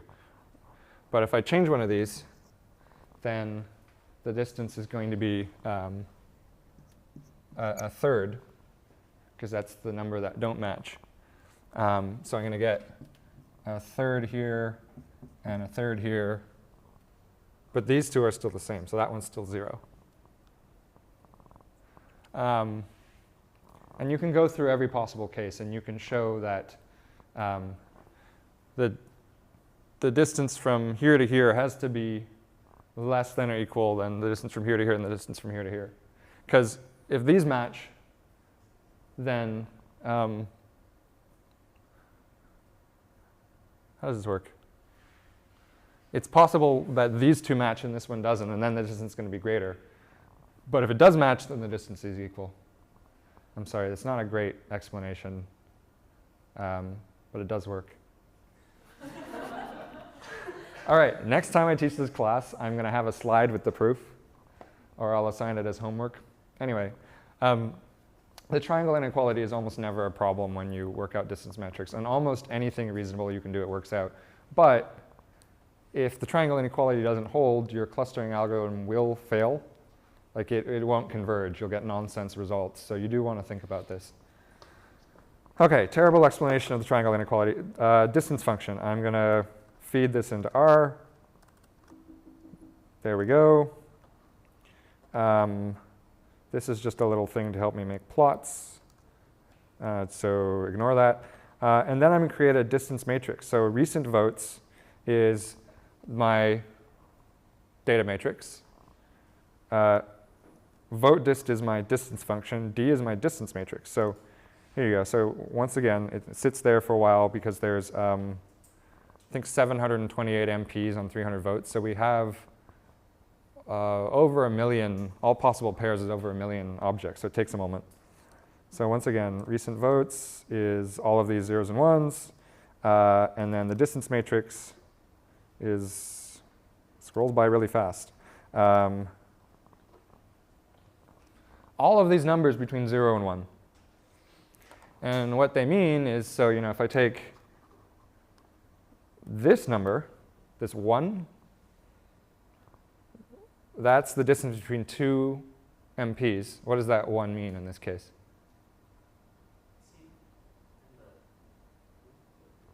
Yeah, Jackie.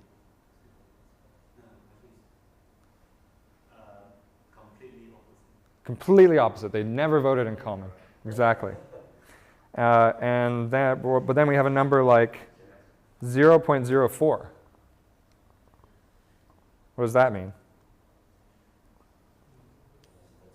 Almost identical. So we have all of these numbers between 0 and 1. Okay? And then what I'm going to do is I'm going to actually I'm going to run a clustering algorithm. We're not really talking about clustering algorithms in this class. We'll see why in a moment. I'm going to run a clustering algorithm on this. And I'm going to say break it into 5 clusters. And then, OK, we have now loaded in the data on the vote history. We have created a distance function. We've created a distance matrix. We've run a clustering algorithm. We're really excited because we've now used a computer to analyze the voting patterns of the House of Lords. And here's the result.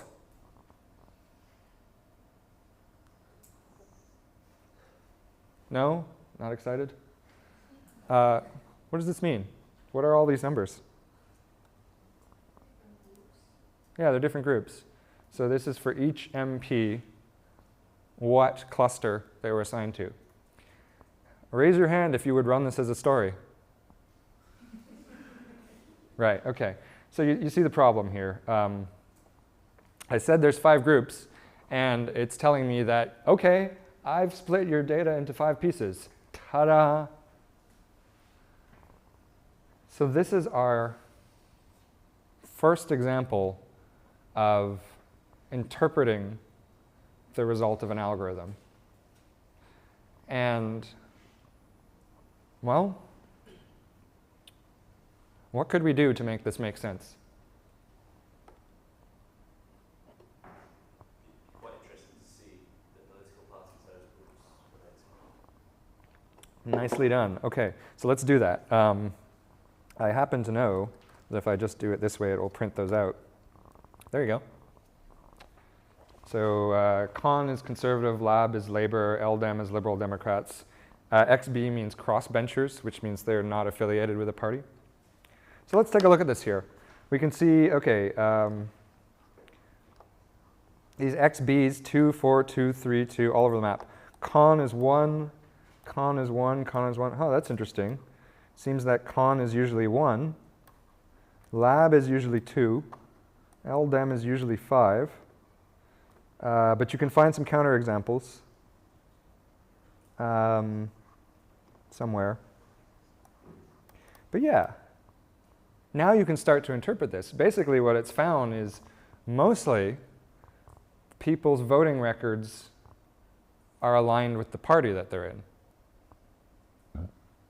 So the lesson I'm trying to draw here is that you almost never can understand the results of a computational process without the context. You normally want to compare it to something else you know. The meaning of the output comes from the relationship between the output of the algorithm and something else back in the world. In this case, we're interested in looking at it by political party. We could also imagine looking at it other ways, right? So we could imagine comparing it to maybe the age of the person. Maybe when people get older, they vote different ways. or the gender, or where they're from, or how much money they make, or how tall they are. You could imagine comparing it to all kinds of other things. And the computer doesn't know what the interesting comparison is going to be. That's a journalism question.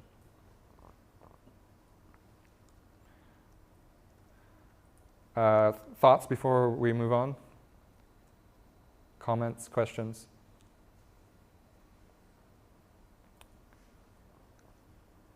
Okay. Those of you who are doing the assignments are going to do this, so I'm not worried about it. Distance metrics, data matrix, yeah, also all of this stuff, right? We just did exactly everything I talked about. Legislators, that we wrote a distance metrics. So clustering algorithms give you this list of numbers. It assigns a cluster to each object. Much more commonly these days is to visualize the results of the distance metric. So there you go. That's what I just said. I don't even know why I have slides. The clustering algorithm produces this list of numbers. A visualization draws a picture, like some of the pictures we saw earlier. So how do we, so let's look at this again. This is this, oh, I want page D.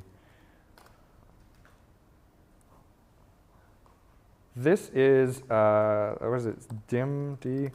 There you go, 728 by 728. So it's this whole matrix of distances. Or how do I draw a picture of those 728 by 728? 500,000 values. I have 728 objects, each of which has 728 dimensions. How do I draw that to the screen? Or the other way to think about it is if I look at the MPs, I have 728 MPs on 100 different votes. So I have 728 objects, each of which has 100 dimensions. And I want to draw it on a screen with how many dimensions? 2 dimensions. Okay, that was just like a control question to see how many people will answer a question even when it's obvious. So I'm buying you lunch. Yeah, what would be the right incentive for people to talk in this class, I wonder? Well, New Year's coming up, so mooncakes, unless you hate mooncakes. Okay. Oh, yeah, so this is what we just did. So this is the output of a clustering algorithm. Doesn't mean a lot until you apply some other data to it. Dimensionality reduction. This is the problem we now face in visualizing our objects, which are, in this case, 100 dimensions. In the case of the first assignment, which deals with documents, it will be 10,000 dimensions or so. The general problem is you go from n dimensions to k dimensions, where k is a lot smaller than n. Probably it's 2-dimensional. Maybe you do a 3-dimensional visualization. It happens.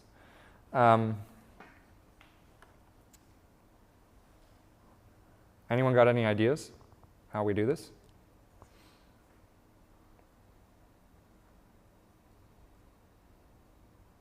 So let's think about this. How does a camera goes from 3 dimensions to 2 dimensions. How does that work? Anyone ever think about that?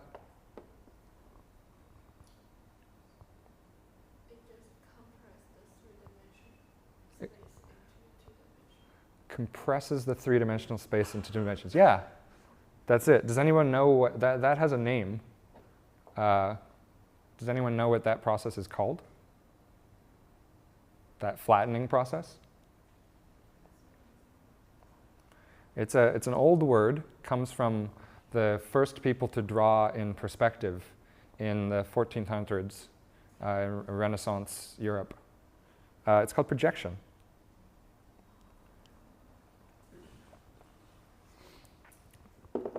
So this is the basic idea.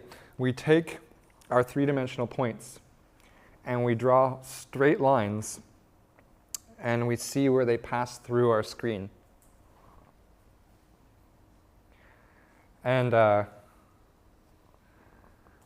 mathematically, how you do this is, there's a couple different ways of describing this. One is you take a line or a plane, or we'll call it a plane. You take a plane, and you have all these points out in high-dimensional space. Here you have to think in 10,000 dimensions, which is really weird, right? But you think by analogy. You think of it by analogy from the three-dimensional case. So you have this plane out here in three-dimensional space, and you have all these points. And what you do is you take this perpendicular line. You actually, the other way to describe it is you find the closest point on the plane, and the closest point is going to be one that comes perpendicularly, which is what they're doing here with this little chart on the right there. We're going from 2 to 1 dimensions. And this is actually, you do this with a projection matrix if you're doing it, actually computing this. Is how this is normally recommended or represented mathematically. And it's a matrix that is, it sort of takes n dimensions and turns them into, let's say, 2 dimensions. So it's like n dimensions across and 2 dimensions down.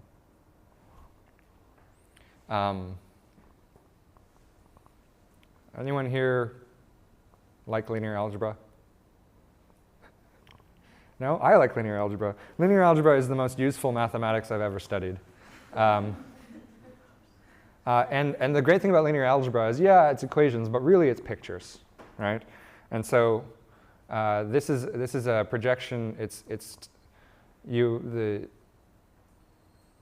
onto a linear subspace. It's a rank. Goes from rank 3 points to rank 2 points. Right? So 3 dimensions to 2 dimensions. You have a 3-dimensional space to a 2-dimensional space, which means you go from a matrix that's 3 wide and 2 down. Or a matrix that's 3 by 3, but is rank 2, which means that it's actually just a rotation, if that means anything. Here's another way to think about it. What we're doing is we are taking this screen and we're rotating it to take a certain view of the high-dimensional objects. And so here you can see, the same object going from 3 to 2 dimensions. You get a different shape depending on which way you look at it. And this is, if you're in 4 dimensions, you've got an additional axis of rotation, right? So in 3 dimensions, I can rotate the screen this way, or I can rotate the screen this way, or I can rotate the screen this way around its center. In 4 dimensions, I've got this other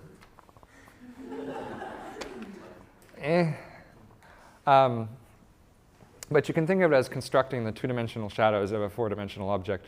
And if that hurts your brain, you're not alone.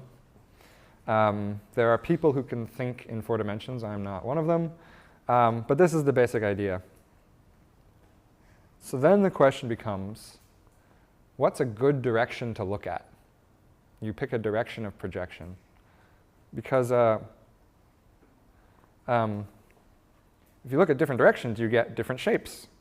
So before we talk about eigenvectors and principal components, I want to show you my animated GIF. There we go. Ooh.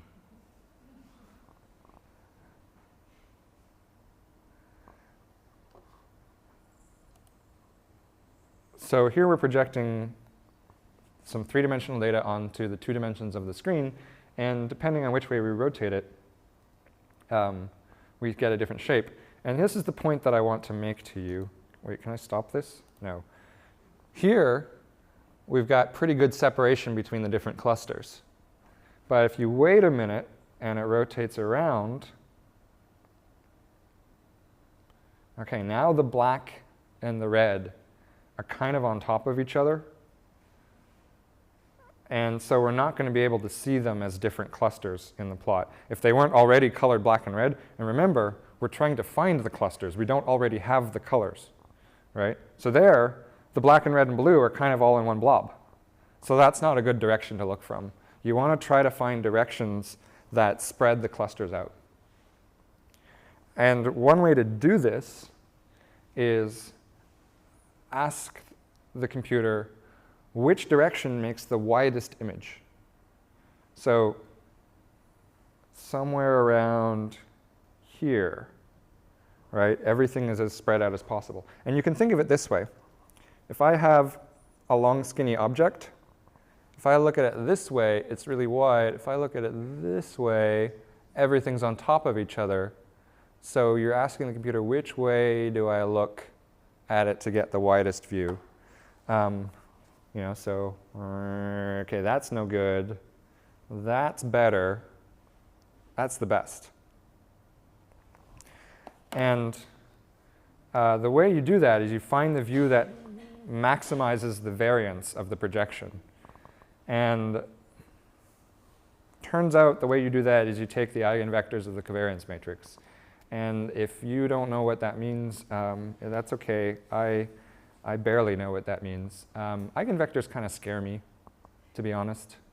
But basically what you're looking for is you're looking for the direction or the orientation of that plane in high-dimensional space that gives you the widest spread on the points. And that's all that principal component analysis is.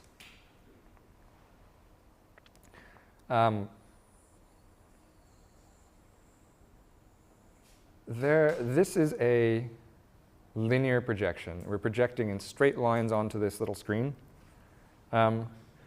Especially when you have data in very high dimension, sometimes there is no good direction to look at.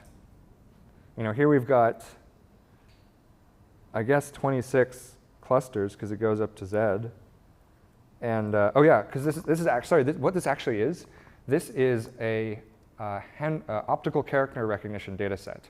So handwriting, right? So people write R. So here's all the little R's. And what they do is the features. So you have someone writes R on a piece of paper. That's the object in the world. The feature vector is you take a little picture of that R, like a scan of what they wrote, and then it's a 0 if there's no ink and a 1 if there's ink. Right? So the feature vector is actually just you put a little grid of pixels, and it's a 1 if there's ink there and 0 if they're not. So if you have a little like 20 by 20 grid, that means you have a 400-dimensional feature. And so we're in a 400-dimensional space. And there is no direction we can rotate that separates these clusters. It just doesn't work. But if we're trying to do handwriting recognition, what we want to do is we want to take a point in this space and ask which cluster it's in. So it's really important that we be able to separate them. So how do we do this? I'll give you a hint. Every projection we've looked at is a linear projection. We take the image and we sort of splat it right to the screen. What's the option? What's a not linear projection? Oh, that's kind of the answer. It's just a nonlinear projection. Hi. Oh yeah, so here's that image again. So in this case, the image on the left, it's documents. We have 10,000 dimensions or so. We're trying to reduce it to 2, and there isn't a direction we can look at it that separates the clusters cleanly. Nonlinear projections. So what we have to do is rather than just sort of taking you can think of the projection as taking the shadow. Now we have to stretch things around in some way. We have to warp the image to try to separate things. And this is the example I want you to think of, right? This is a classic nonlinear projection. It's a fisheye lens. So again, we're taking this 3-dimensional scene. We're doing this 2-dimensional image. But it's bending everything. So the straight lines in that door frame are no longer straight. And so maybe we can draw the points in some way that bends them. And actually, it's defined over the entire space. So technically what it is is it's a function that goes, again, from our high dimensional to our low dimensional space, but now we can place things anywhere we want. And it's, you can think of it as like stretching a sheet of rubber, and stuff changes shape. But clusters will still be clusters. The classic technique to do this is called multidimensional scaling, and it's based on a very simple idea. And the idea is that, well, you want clusters to be clusters. So going back to our definitions earlier, what makes a cluster a cluster? What is it about the points in a cluster that makes them in a cluster? Right, so what's another way of saying that? Yeah, exactly. So we're concerned about how far away things are. So if we try to find a mapping from this higher dimensional space to the screen that preserves the distances, then what we're looking for is if points are close in the original space, then they're close on the screen. And if points are far in the original space, then they're far on the screen. So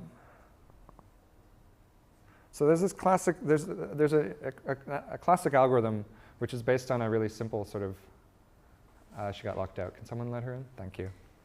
Based on a really simple observation. If I tell you how far apart every pair of Chinese cities is, then you can sit there with a ruler and you can figure out where the cities are. Now you can't figure out exactly where they are because this is why, hang on.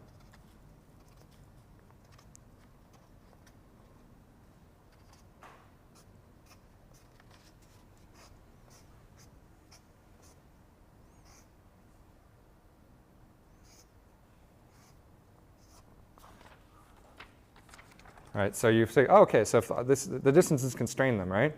But if I do this or this, they have the same distances. So you can figure out where they are. What you lose is you lose rotation and translation, so also called rigid transformations.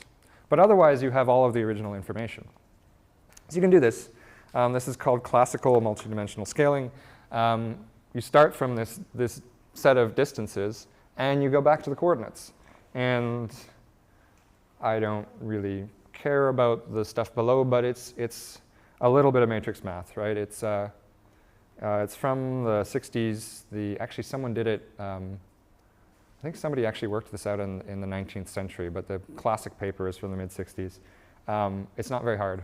It's just a little bit of matrix stuff. OK. Oh, there you go, 1952. I was wrong. I should read my own slides. But there's something really interesting about this, which is that it starts from the distance matrix and goes to coordinates. But the distance matrix is it's this square matrix, which is the number of points by the number of points. The dimension is gone. And if you look at our voting example, right? So this is the distance matrix. There's 728 by 728 because there are 728 MPs in the House of Lords. Whereas the actual votes are 728 MPs by 100 dimensions per MP. So that 100 is gone in the distance matrix. We don't know the original dimension of the objects. We just know how far apart every pair is, which means that we can take a set of 100-dimensional objects, compute all the distances, do this math, this little stuff at the bottom here, and say, oh, but by the way, don't give me the 100-dimensional positions, give me 2-dimensional positions. Now what's going to happen is it's not going to be able to match the distances exactly because you're squishing it all down. But what actually happens is that it minimizes this function. What you're actually looking at is, so the x's are the coordinates that it places. So where it figures out where each thing goes. So xi minus xj it's this, right? It's how far this point to this point is on the final map that we make.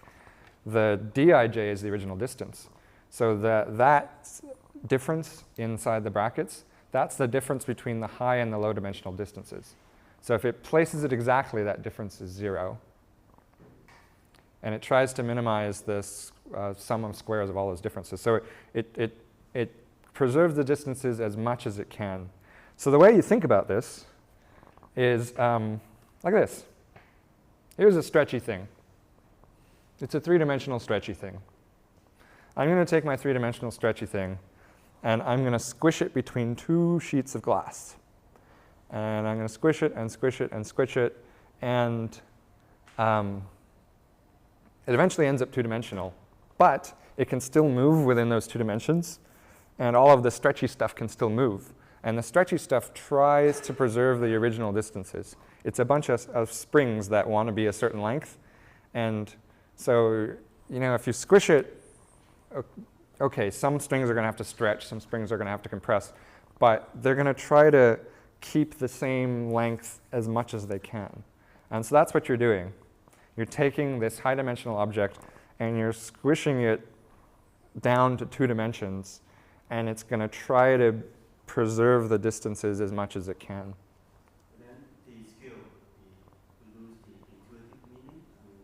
What does x and y Yeah, the axes don't they don't mean much. So in the going back to the House of Lords example, right? Each dimension of those 100 dimensions is a particular bill that they voted on. So I can say dimension 53 was, let me pull up the original data, the groceries code adjudicator bill, or that was 5. Dimension 6 is the financial services bill. Dimension 7 is the Sunday trading, London Olympic Games, and Paralympic Games committee and remaining stages. That's a specific thing, right? So those are the features that we chose when we encoded this thing. But that's gone. Instead, we just have, well, this is x and y. We don't really know what it means. And also, we lose the direction, right? Because if I rotate it, I keep all of those 2-dimensional distances the same. So I think this is the point where I actually do this. Yes. Haha. So going back to R here.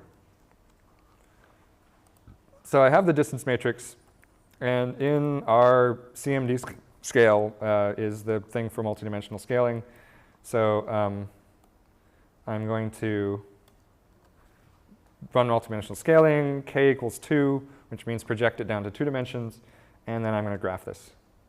Boink, boink, boink. And it failed because I didn't paste in the rest of the line.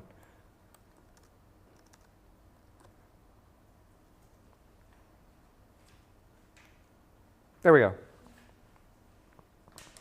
Ta-da! So now I've got this picture of this 100-dimensional space in 2 dimensions. What does that mean? What are we looking at? So first of all, what's a dot?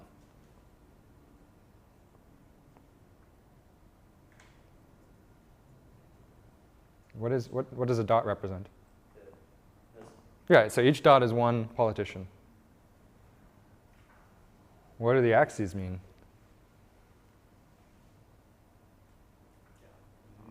Nothing. So what does have meaning?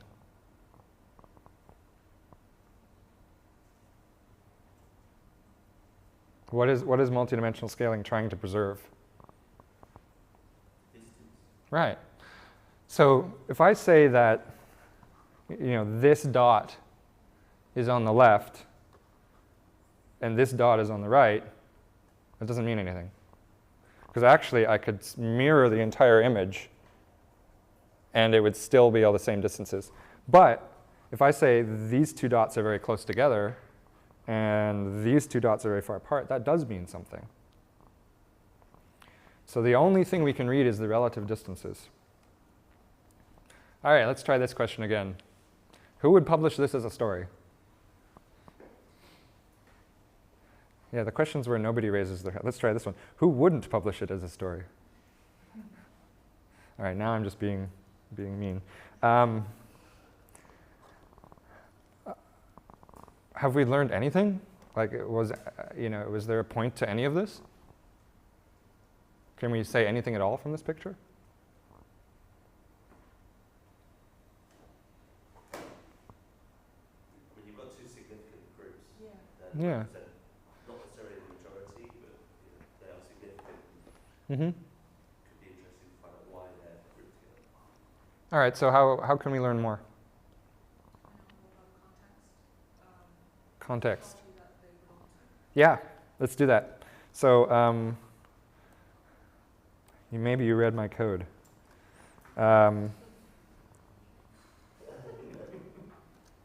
There you go.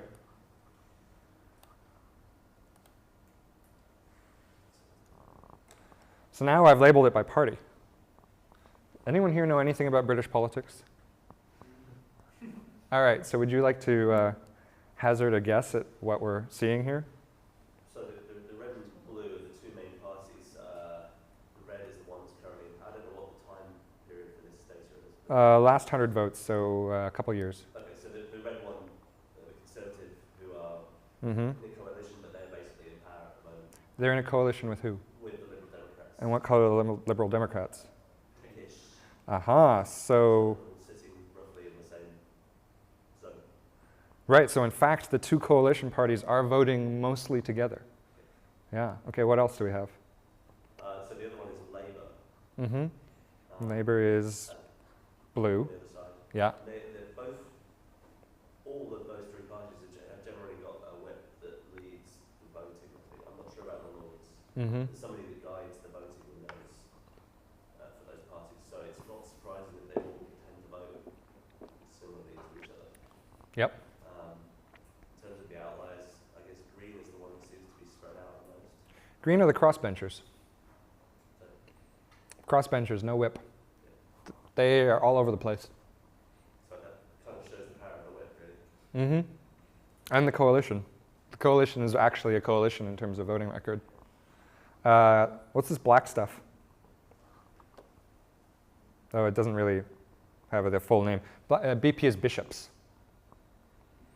So in British politics, in the House of Lords, you have a certain number of representatives of the Church of England for each, I forget the unit, county? I don't remember. Anyways, there's a certain number of bishops, which are the black dots. Does anyone want to tell us a story about how the bishops vote? Seems to be quite leaning towards Labour. Yeah, leaning left, but all over the map, really. They don't vote as a bloc, not the way that Labour and Conservative and Liberal Democrats do. Or, yeah. Are you able to drill in to see who the individuals are with R? Not easily. But we could make an interactive map, right? So, you could click on one of these and see who they are and look at their voting record. Or you could click on these two and say, show me all the votes where they voted the same and show me all the votes where they voted different.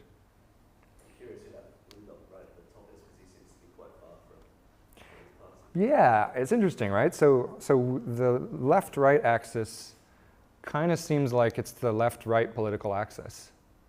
That sort of corresponds to how we think of politics. The vertical axis, I don't know.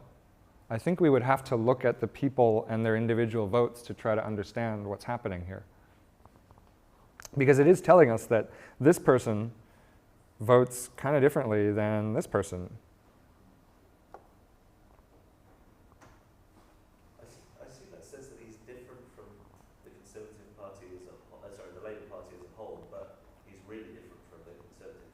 Yeah, he's still on the left. Or she. Yeah, so now we've got something. Okay, where are we going with this? What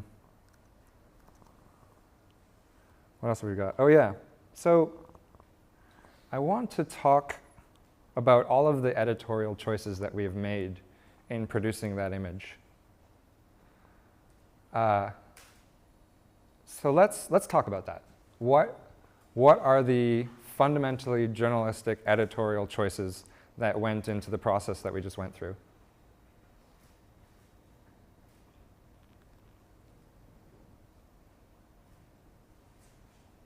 So remember we talked at the beginning of this class about the process of representing the world as vectors? So we chose to represent a politician by their voting record because we're interested in comparing politicians. What other ways could we compare politicians?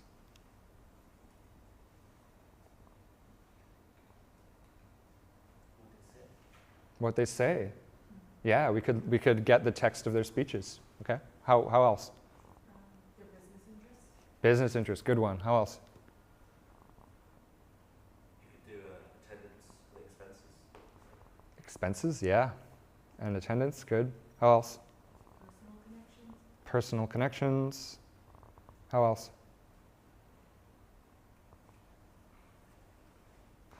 I recommended. I thought about age and gender. Do the women vote differently from the men? Do the old people vote differently from the young people? Where they're from geographically. Do people in the South vote differently than people in the North? Or do they speak differently than people in the North if you analyze their text? It just goes on, right? The point I'm trying to make is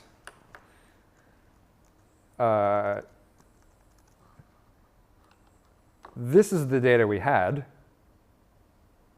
That doesn't mean that's the data we want. So the first question you have to ask yourself is what's the data that I want to turn into objects and analyze? What other types of editorial choices did we make in this process? The distance function. We chose to measure the similarity between two politicians by how many votes they voted the same. So remember this problem? If I say, give me, design a distance function for these two objects, and if I say, well, the distance function is how blue it is, then they're very similar. But if the distance function is what do I use them for, then they're very far apart. So we could have done a different distance function. In fact, there's all kinds of choices. And I'm going to make a different choice right now. I'm going to take this, if I can find my code. Here we go, this distance function. OK, what I've done is all that I'm doing is I'm saying, well, before I was calculating how many votes they matched on for the votes where they both voted. But what if they didn't vote on very many of the same votes? What if there were, we know there's 100 votes we're looking at. What if they each attended 60, but there's only 10 where they overlapped? Now, the computation I was doing would say if they match on all 10, then they have a distance of 0. But is it really fair to give the same number to there's 60 votes and they match on all 60 versus there's 60 votes and they only really voted on 10 of the same things? So now what I'm saying is, well, actually, I'm going to say that if the number of votes where they both voted is small, they're kind of far away anyway. And so what I'm going to do, and I just made this stuff up, right? There's no justification for this. I'm just trying to encode this idea, is I'm going to multiply the fraction that they match by a ratio of the number that where they both voted by the total number of votes. And I'm going to take the log of that because I want that to be more effective. Like I want the difference between 5 and 10 votes to be a lot greater than the distance between 80 and 85 votes. So, and you run into this a lot with data analysis, right? You have to make these weird choices. I'm going to say, well, first of all, I'm concerned about the overlap, and then I made up this formula to take that factor into account. So here we go. New distance function. I'm going to paste that into R. Away it goes, and then I need to recalculate the distance matrix.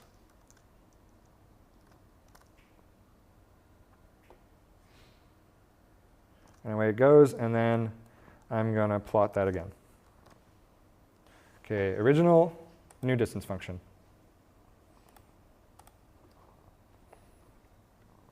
So what is this one telling us? First of all, what's qualitatively the difference between these two distance functions in the image that it produces?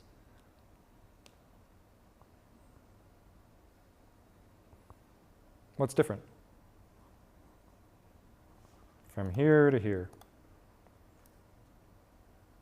The first one is more polarized, and second one has a common central tendency, meaning more people are voting But only at the top of and bottom of the image. So I think what's actually going on here is we had this question of what the other dimension was. I think the other dimension is how often they voted. I suspect what's going on is some of the lords, because it's all these old men, and some of them are like 80 years old, and they, or they're not there. And I think what's happening is that these ones at the top are far away from the others because they don't overlap on a lot of votes. What's the difference between these two is it's pushed some of them sort of up towards the top middle. But otherwise, that whole story that we just told about how the different parties are voting and the coalitions and the crossbenchers and the bishops, is this the same story?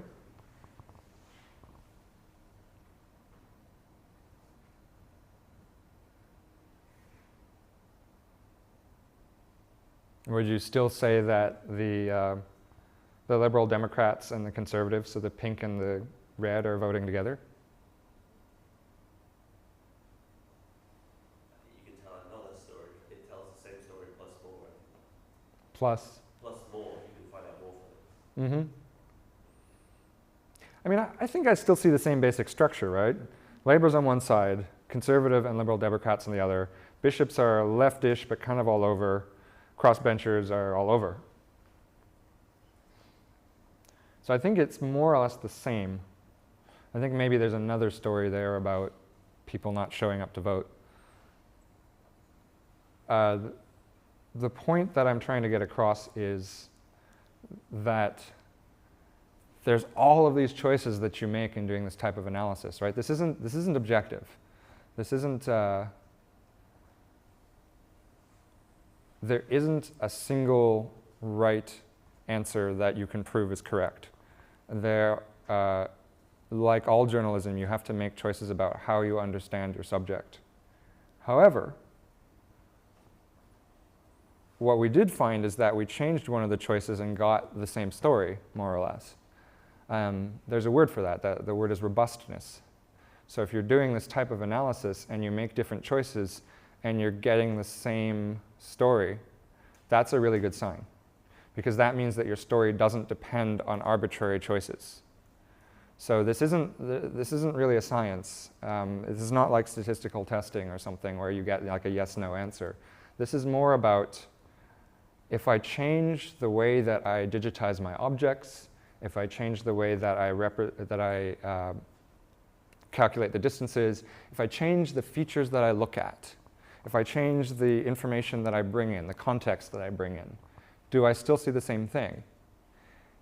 And if you change these things and you get different stories, you've got a problem. Because supposing I change the distance function and I got a completely different interpretation, then I can't run a story saying this is the story, because then someone can be like, well, but hang on, why are you saying that that distance function is right and that distance function is wrong?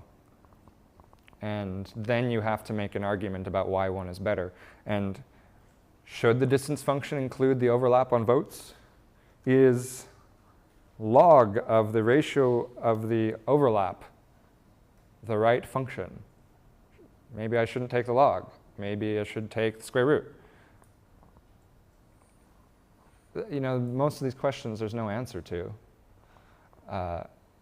But on the other hand, if you change these things and you get the same story, that's a good sign. That means that arbitrary choices don't change your conclusion. And that means that the result is robust, and that's what you're looking for. When you are really writing up a story, how do you How do you what? How do you put it in plain language? Well, so this is a really interesting issue with complicated analyses in general, which is how do you have transparency in what you did? And so the short answer is explain what you did. But then there's this question of form, because most people don't care. But there's a convention which at ProPublica, they call it the nerd box. And it's a sidebar which has the methodology. So let me see. This is something we'll look at. This is a text analysis on how the Obama campaign did email targeting. Really beautiful work, and actually this afternoon we'll talk about how they did it. But here's some of the results. Somewhere here.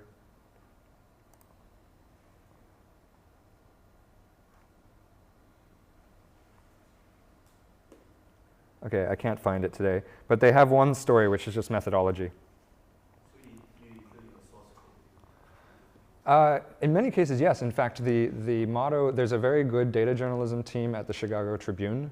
Their motto is show your work. They have t-shirts, show your work. And no, it's,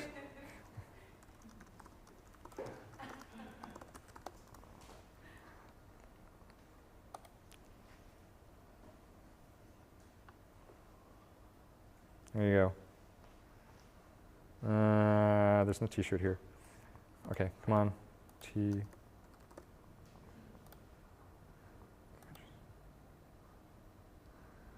Oh, I can't find it. Anyway, but we got lots of pictures of nerds. So that's good, I guess. Anyway, so the basic answer is show your work.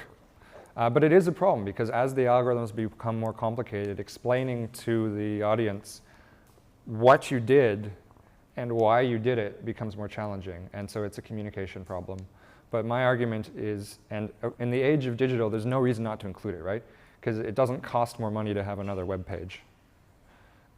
So there should be another page where you explain the methodology. And I think it's also an opportunity for education. If you're going to use a complicated methodology and you're going to say, this is a better way to answer this journalism question, then part of your job as a journalist is to explain why it's better. So, all right, well, just a couple seconds and we'll break for lunch.